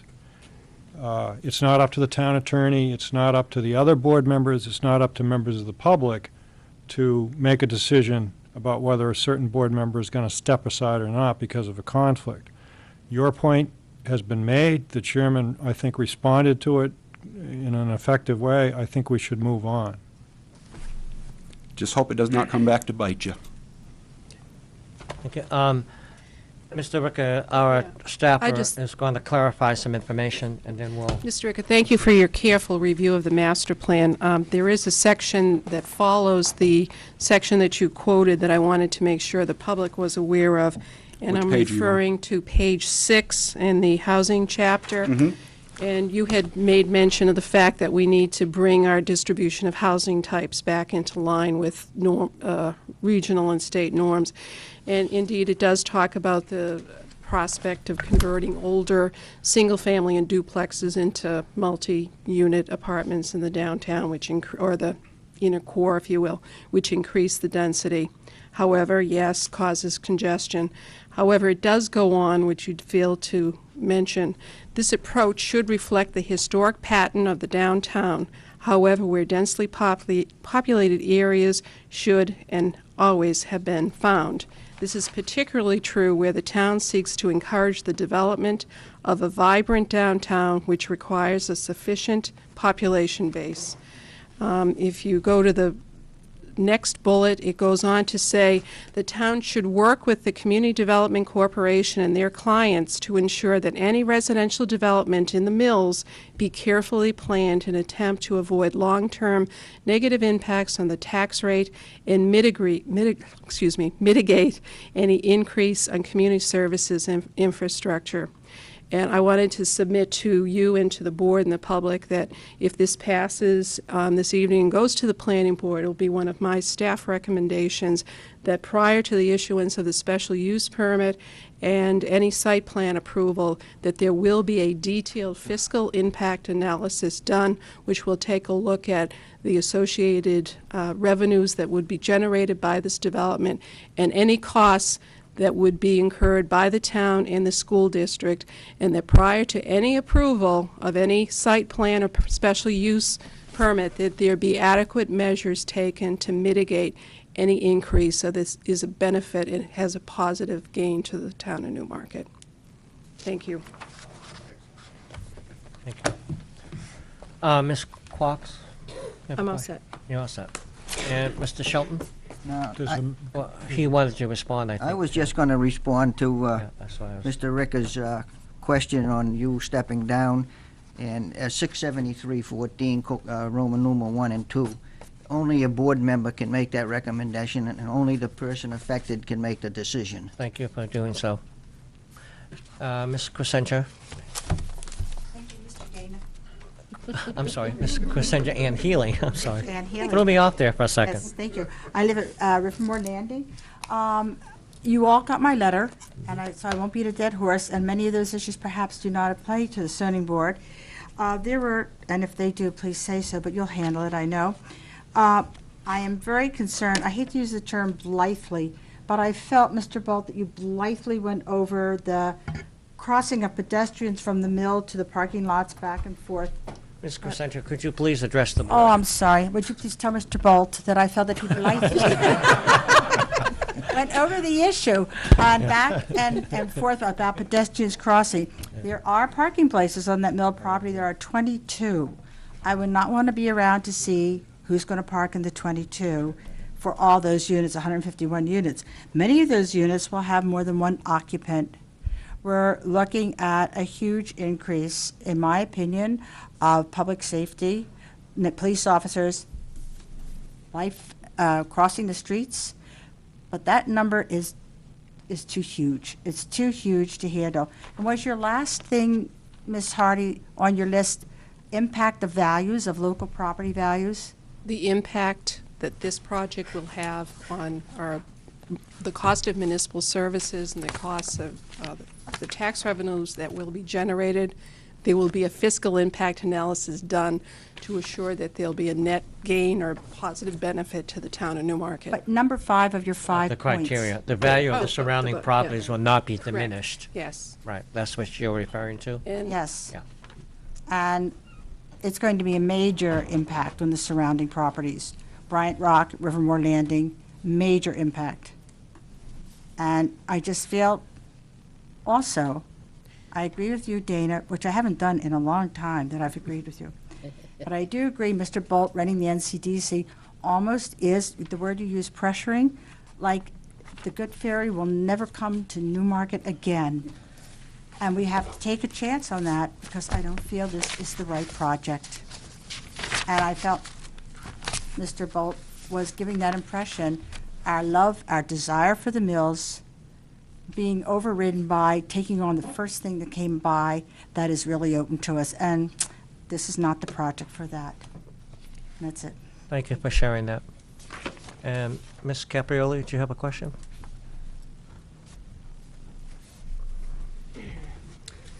Thank you. Lorraine Caprioli, 40 Riverbend Road. I'd just like to share that I have worked with Chairman Glennon for several years, and whenever he's in a leadership role, he is very flamboyant, welcoming of everybody, open-minded, and asking everyone for their comments and input.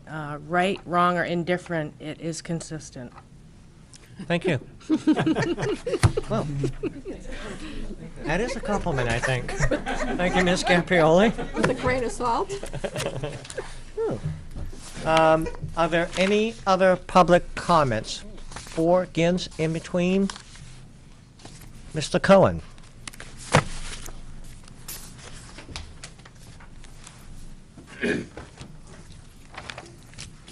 Last time I came ill-prepared, so I've written down some notes this time. Renan Cohen, 81 Bay Road, Newmarket. And I would like to speak in favor of is this an application or is it a petition? I'm not sure what the exact. It's an application. Petition, I would It's guess. fine. Technical term. And I'd like to address myself specifically to the 5 criteria. As I understand them, I think I did not have the nuances completely down on criteria number 2, so you'll have to forgive me if I refer to it slightly differently. But I'd like to go through them just briefly, and I'll make my comments as brief as I possibly can. Criteria number 1, the variance will not be contrary to the public interest, is the way I read it. I would say the case is even better than this. The area variance in question will actively promote the public interest. Redevelopment of the mills at this particular critical moment will prevent them from becoming an economic liability and turn them into an asset, both economic, cultural, and social for our town and for our region. Earlier in the public hearing, this is not tonight, but the last time this public hearing was held, the suggestion was raised that perhaps the town should wait for a better economic time when economics might favor increased commercial versus residential use of these structures, and whether in the interim it might not be wise for the Newmarket Community Development Corporation or the NCDC to put some dollars into their own revitalization of these mills. The suggestion was made at the last public hearing, and I'd just like to respond to that idea. The eventual time period when the market might shift and there might be a better market for more commercial versus less residential, I think is a decade or more perhaps away from us now. The geographic position of Newmarket being away from major highways is something that will never change. And the outlay that the NCDC would probably have to incur for something that wasn't just a Band-Aid approach to revitalizing mill structures to keep them from deteriorating more is likely to be in the hundreds of thousands, if maybe even as much as $1 million, I'm sure. If it takes $21 million or more to revitalize them fully, I can only imagine that a sort of a short-term patchwork solution to keeping them viable while we look for a better economy or a different kind of economy would, I'm sure, be extremely expensive. And I'm not sure that the town of Newmarket or its affiliated Community Development Corporation really wants to incur that kind of cost. Creating a successful tax base now, avoiding substantial public liability, and directing community development dollars productively are solidly within the public, and I would submit the taxpayer in Newmarket's best interest. Criteria number 2, this is the way I read it off the internet, and it's clearly wrong. Special conditions exist such that the literal enforcement of the ordinance results in unnecessary hardship. I think Attorney Bolt addressed this better than I can, so I'm kind of going to skip over it, only to say that I think the technical arguments that he put forward tonight are in my eyes, reasonable. The amount of land is not going to increase. That's for sure. But I think it's more or less a technical issue that's been adequately addressed. The variance is consistent with the spirit of the ordinance. And I would just like to reiterate that a downtown village that supports a mixture of uses enabling residents and visitors to shop, visit, and entertain themselves in town, an improved appearance for the downtown that maintains its traditional New England character and pedestrian focus, I believe that all of that will be positively impacted. It'll be actually brought to fruition by this project. A mill yard restored to reflect the historic and economic treasure that it is. I don't see letting mill buildings deteriorate or even fall down or even turn into a public park to reflect the historic architectural heritage that we have here in Newmarket. The Newmarket mill buildings actually reflect the historic development of architecture from one historic period to the next. It's an interesting feature that we have in Newmarket amongst our mill buildings that were built at different periods, and it's something that is absolutely unequaled anywhere else in the region, maybe even in New England, and it's not something that, as a community, we should let fall apart or fall down. Clearly, the proposed development will represent a huge improvement toward these goals for the mills and for the entire downtown, particularly if there's a good design that can integrate the nexus between the downtown and the mills, and that's something that I've always hoped for, is that any design that comes forward from any developer will really clearly understand the interface between the downtown and the mill district and make them both come alive. Criteria number 4, substantial justice is done. I would like to ask anyone who argues against the application, have you gone on a tour of the mill buildings, J, K, L, and M, and N lately? Yes, we have. And, and I would ask any members of the public who haven't that they try to do so, because of the 6 or 7 tours that I've made, every successive tour of the mills shows that the deterioration is continuing, and it's alarming. Special conditions do exist in these mills that we should be very aware of, and substantial injustice will be done if they're not developed within the near term. Economically, socially, culturally, and also because of the interesting mix of uses that a project such as this offers, namely 14,000 square feet minimum, and that's a minimum, of commercial heritage and public space. There is nothing but justice offered to the community and to the region by a proposed project that offers this kind of mix. And I doubt very much that we're going to see in the near term anything that would offer more. We have to ask another question. Will the mills be rehabilitated to become once more a significant and vibrant contributor to the town, or will they be sentenced to a crumbling decline? Clearly, I think the answer is that we should rehabilitate them as soon as it's feasible to do so. And criterion number 5, granting this variance will not diminish the value of surrounding properties. And I think the answer to this is self-explanatory. I mean, clearly, bringing revitalization to the mills is going to raise all boats in Newmarket, not just in the neighborhood, but probably in the town as a whole. The balance of power between additional tax revenue to Newmarket versus additional demands on water, sewer, fire, I think tonight traffic was brought up, is very likely to be on the side of revenue. No doubt that the development should be intelligently planned in order to prevent emergent situations and to minimize the need for resource needs. But any parallel or likely or alternative development within the mills will pose similar questions and similar issues. And I doubt very much that this proposal differs enough from any other incoming proposal that we shouldn't, at least at this stage of the ZBA stage of things, that we shouldn't move forward and give the planning process a chance to run its own course. The time to act, I think, is right now. Thank you. Any other questions from the public?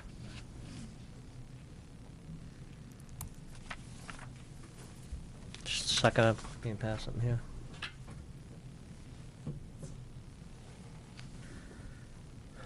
Attorney Bolt, you wanted to do a rebuttal at this point? Very, very quick and brief. I had one question. I appreciate it, Mr. Chairman.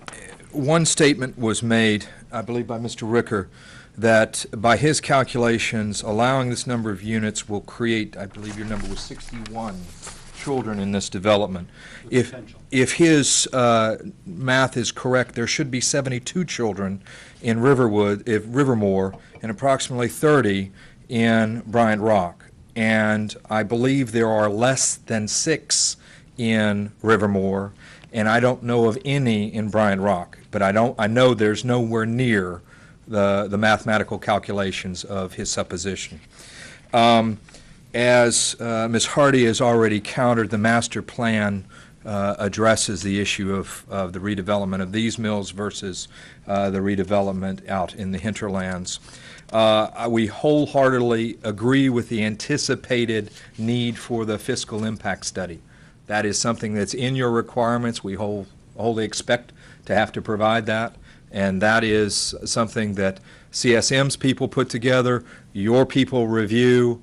There is a back and forth in that process about what is going to be the impact. So that is to be anticipated in front of the planning board as part of the special use permit and site plan review application. It's my understanding, based on a question I posed to Mr. Chaffee, that the mills are currently taxed at an assessed value of a little less than $1 million. Even assuming that the documented evidence in front of you from Mr. Nyberg is off by a factor of 100%. Instead of $20 million, they're only going to put in $10 million. That is a tenfold increase in the value. And as we all know, for every dollar in, you usually have more than $1 in assessed value, as any of us who have ever done a home improvement project will attest. So it is something that you can be mathematically assured of. If this project is going forward, you are going to have a significantly higher tax assessment on these buildings. That is a positive for your community. And I'm sorry I missed the young lady's name, on her concern of taking the first thing coming. This is not, as you know, the first thing coming for these mills. This has been a long and somewhat, shall we say, tortured process. And it is positively something that has taken a long time for the 9 members of your community to come to as the NCDC board and present this as their preferred developer.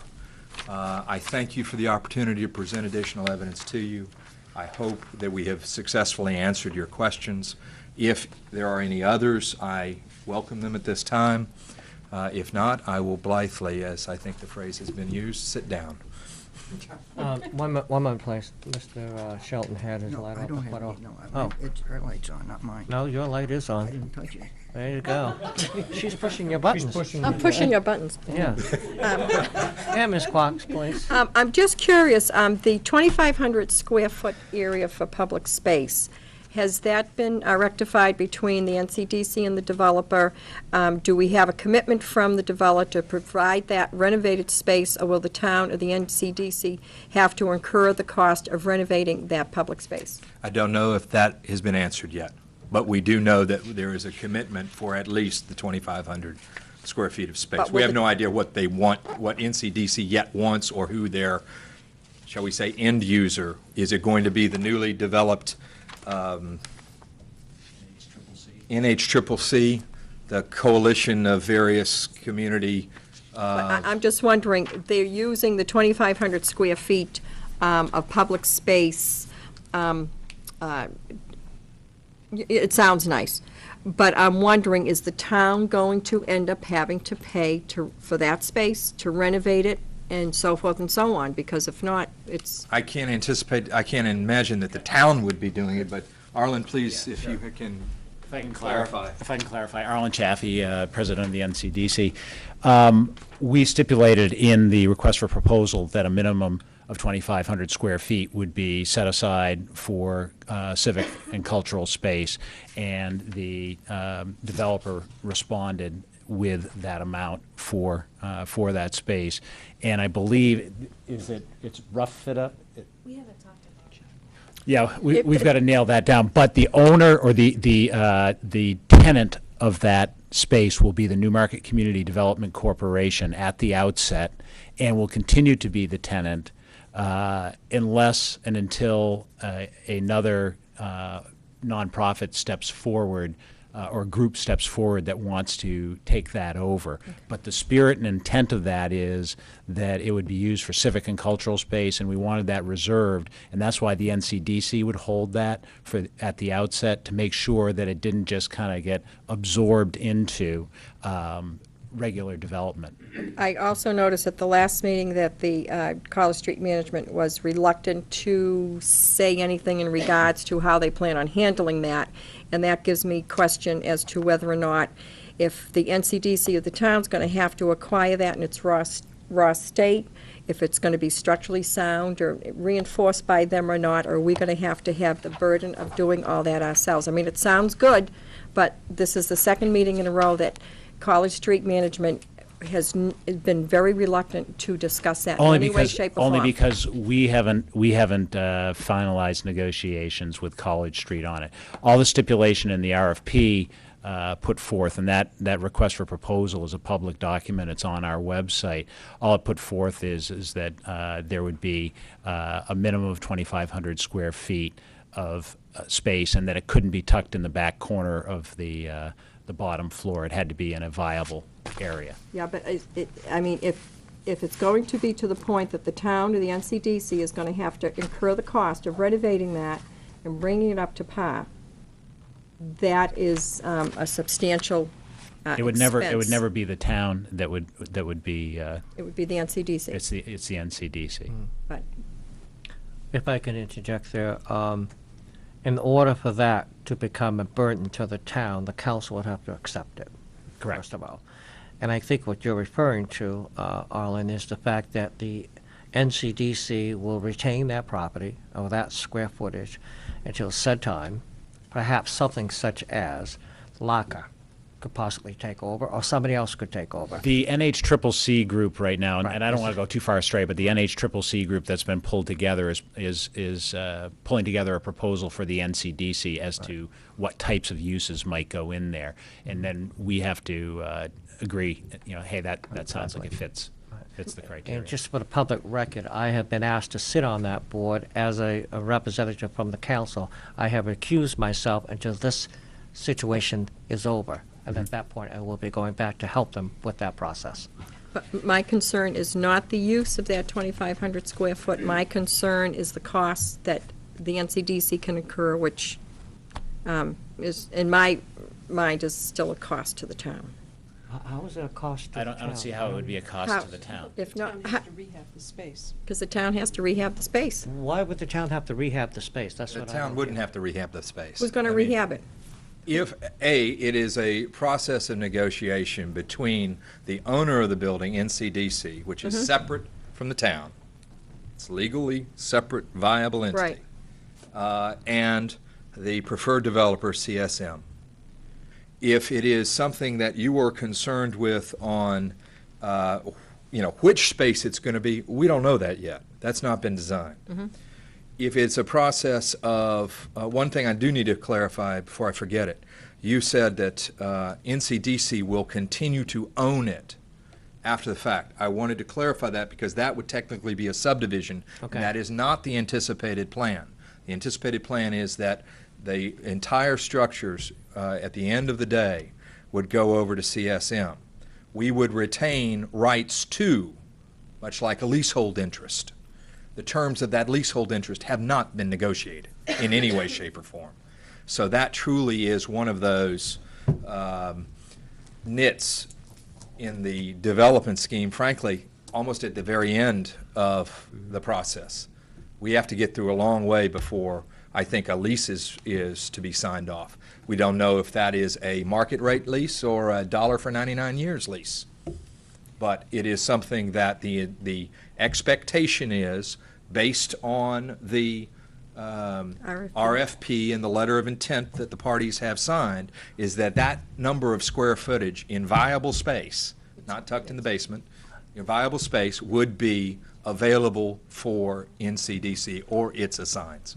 So I think for purposes of your both public interest and substantial justice, that should give you enough comfort for this level of the day. But it's at no way, shape, or form will it be an expense of the town, because the town's not owning anything. The town's not on the hook for anything. Much like Where does the NCDC get its money? From the tax base, from the downtown TIF? well, from this standpoint, keep in mind that there is a purchase and sales agreement that CSM is going to be paying to NCDC an amount of money for the ownership of that land. That's, that's the pocket that any rehab will come out of, I would anticipate. Okay, but my concern is if we have to rehab it, and then if they haven't been willing to negotiate a substantial lease, like you said, $1, it could be anything, $1 for 99 years. Do you mind if I comment? I want to say that we clearly understand what you're saying, and it is merely that we don't know yet if there is a project in order to kind of negotiate the next set of agreements. It's not that we're trying to be difficult, it's not that we're trying to be vague or anything like that. If there is no project, we don't need to spend time with our lawyers negotiating agreements on what the lease arrangements would be or what the fit-up would be or that kind of thing. Our intent is certainly to rehab the whole building. So, I mean, there's not going to be structural issues on the first floor that we're not going to fix because there are residential apartments up above. Excuse me. So, I mean, we're not looking at leaving anyone with structural issues. That's the developer's responsibility. What we haven't even talked about, I mean, it's not even that we haven't reached agreement, we haven't even talked about lease terms or, the sublease arrangements or what the fit out would be or what the space would be. And some of that depends on, what is the particular use, where is the most appropriate location for the use, what are the fit out requirements for that use, and at what stage is the project at that point. In terms of the other requirements that would be looked at for site plan. So I just want to say it's not that we're trying to be difficult or even not trying to be difficult, but it's really legitimately that we just haven't gotten to that point in the process yet. Yeah, I just feel that with all the experience that your group has had in developing all these 22 properties, that sitting down and getting some type of preliminary with what-ifs and so forth with your lawyer shouldn't be too much of a task for an entity of your size. So I do feel you're being very evasive about it, and I do have a concern. Okay, Thank you. Thank you. Any other questions? Is it something different, Mr. Ricker, than what has already been said? Sure, come on up, please. And Roseanne, that you had a little confusion about that issue with the town's involvement in that as well.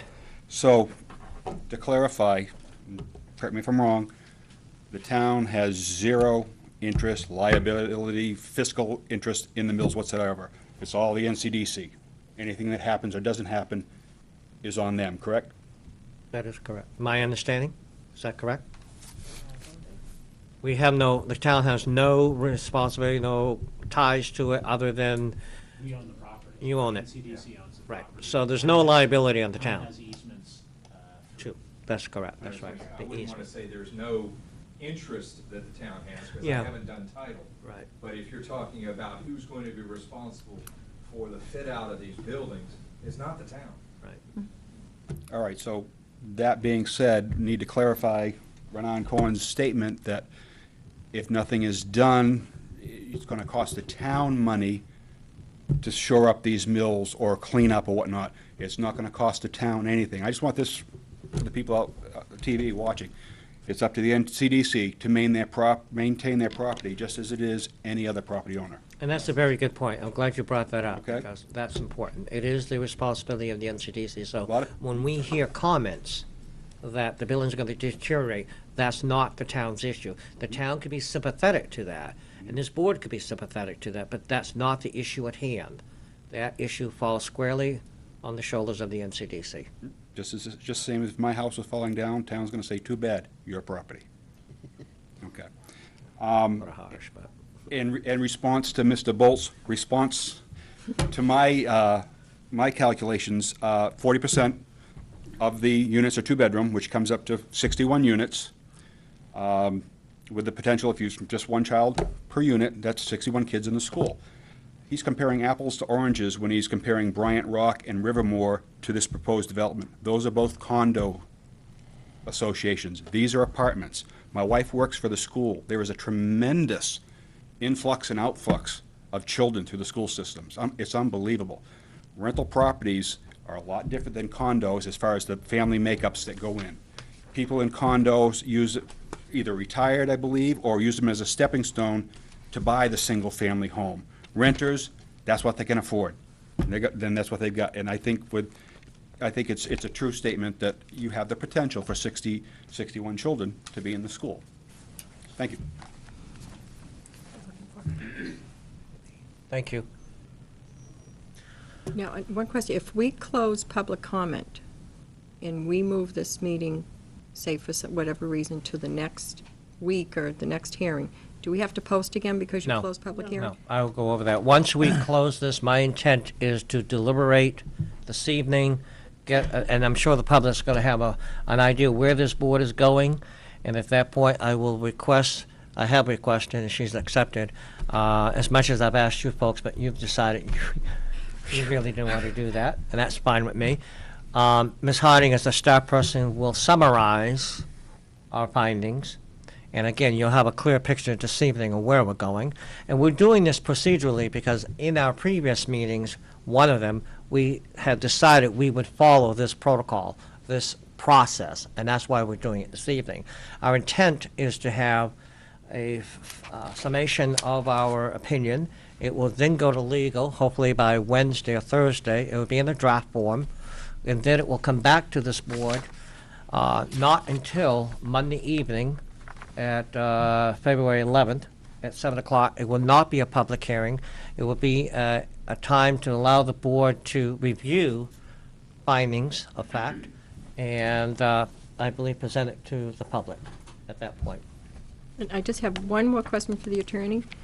Do you feel that the financial statement we got is sufficient? I mean, when they... That's not my decision. I can't help you with Well, that. I just feel that when they came before us last time, they thought that we had natural gas into that area, so Okay. I'm wondering the viability of how substantial this financial agreement. I understand your question on that. However, I think that was probably good in the deliberative session. We'll bring those issues up.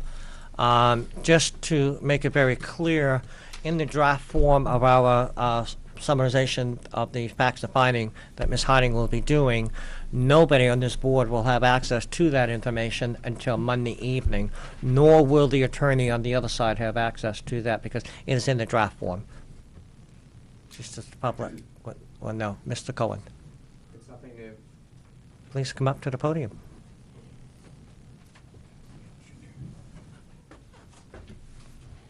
Gordon Cohen, 81 Bay Road. Maybe the board can address this, I'm not sure. My understanding is that the intent of the developer and is that within, maybe I've been going on the wrong assumption, but my assumption is that within 5 years' time or thereabouts, that there will be an incentive to turn these dwellings over into not rental units, but I think this is something probably the planning board will address more fully, but I don't know No, if they will. that has been stated here. But it seems to me that that being the case, that the student population that we're talking about eventually would conform naturally to a condoized kind of environment, maybe in 5 years' time, maybe not right now, but at that time. And under those environmental conditions, it seems to me that we will have roughly the same percentage of students, and therefore the impact would be minimized within these structures at that time, maybe not between now and 2012 or what have you, but at that time. The other thing that, the other comment that I have is about the intent of the master plan with regard to single-family, multifamily dwellings and that sort of thing. My understanding is that the import of the master plan language is around sprawl.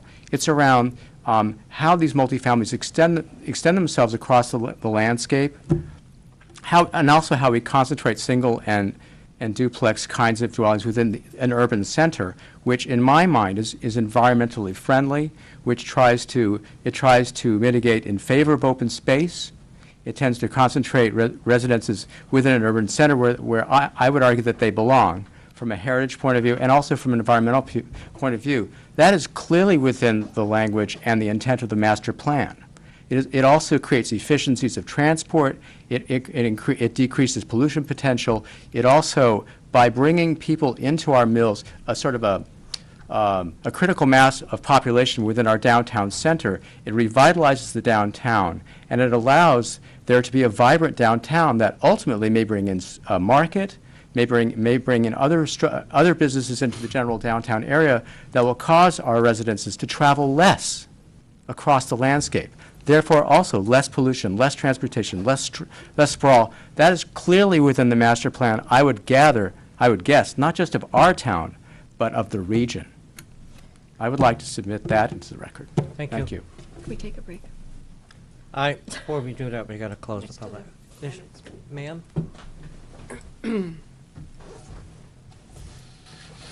Maysoon Dowling, Rivermore Landing. One comment that was made right now about the possibility of these being turned into condominiums. I have lived in rental units, pretty substantial rental units, upgraded. They are so small, I don't see how in 5 years' time you can condoize these units, 151 of them, between 500 and 800 square feet. So don't base that on the idea that somehow these are miraculously going to become condos in 5 years' time, 10 years' time, or even 15. By that time, they are so old they would need to be refurnished. That's it. Thank you. Just to kind of address that,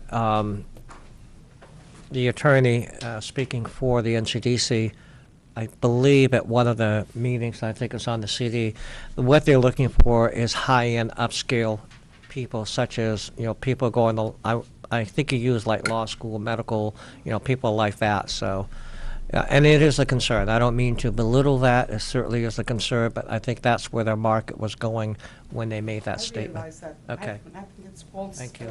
If I don't have any other public comments, I'm going to close the public comment. Could I just, Sure, go ahead. just exercise a caution about this, and we've talked about this before. Once you close the public hearing, it really would then be not impossible, but difficult if the board members have any more questions that haven't been asked and answered of Mr. Bolt or anyone else involved in the application. If you close the public hearing and then find you have a question, you're going to have to reopen the public hearing tonight, which is doable, but then you're going to have to, then it reopens for public comment on that same point. So I'm just trying to be cautious that if any board members feel that they have any additional questions or what have you, this is the time to get them out. Is it proper to, no, it isn't proper to leave it open and have a deliberative session. You can leave the public hearing open for now and do your initial deliberations if you'd like to do that. Well, my concern is in the interest of time also, too, so. Well, leaving the public hearing open doesn't necessarily mean that you're going to take public input on everything that's said. Right. So, It would just be during the deliberations at February 11th. If we had any questions, we would be legally able to ask them because you hadn't closed public.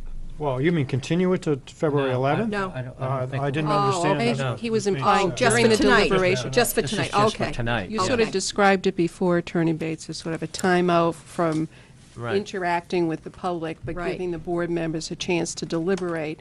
And then if the need for a question Right. arose, then you'd be in a position where you could ask ask. the applicant or members of the public to So respond. just delay closing public. Well, you can, as I said, you can reopen tonight, but you just, if you do, you're going to reopen to public comment as well, which is fine. But just so we all know what the So procedure basically, is. if we're going to go through this process of deliberation, we don't close the public, we can be targeted to, ask questions to the attorney or the NCDC or the developer, but we don't necessarily have to take comments from the public, or? No, that's not what I said. Okay. that If would you be- decide you are going to ask for additional information from the applicant, then of course, to be fair-handed, you're going to also afford the opportunity to anybody in the public to comment on that same point. Okay, thank you. I will then, at this point, ask the board what its wishes are. Do you want to keep it, the public comment open? Have you had your questions answered? Do you feel comfortable closing? I'm going to leave this up to the board to weigh in on that. And Mr. Payton? I would suggest that we keep it open and go into the deliberation. And then, I mean, there's no telling what Exactly. questions may come up that don't occur to us now. Okay. And if they do come up, then we have a clear way of dealing with it. Okay. I Can we have- agree. Can we have a show of hands of those who would like to keep the public open? Very good. So, fun? Need a break? Yep. I would say a 5-minute break, and we really need to come back to start our deliberating process.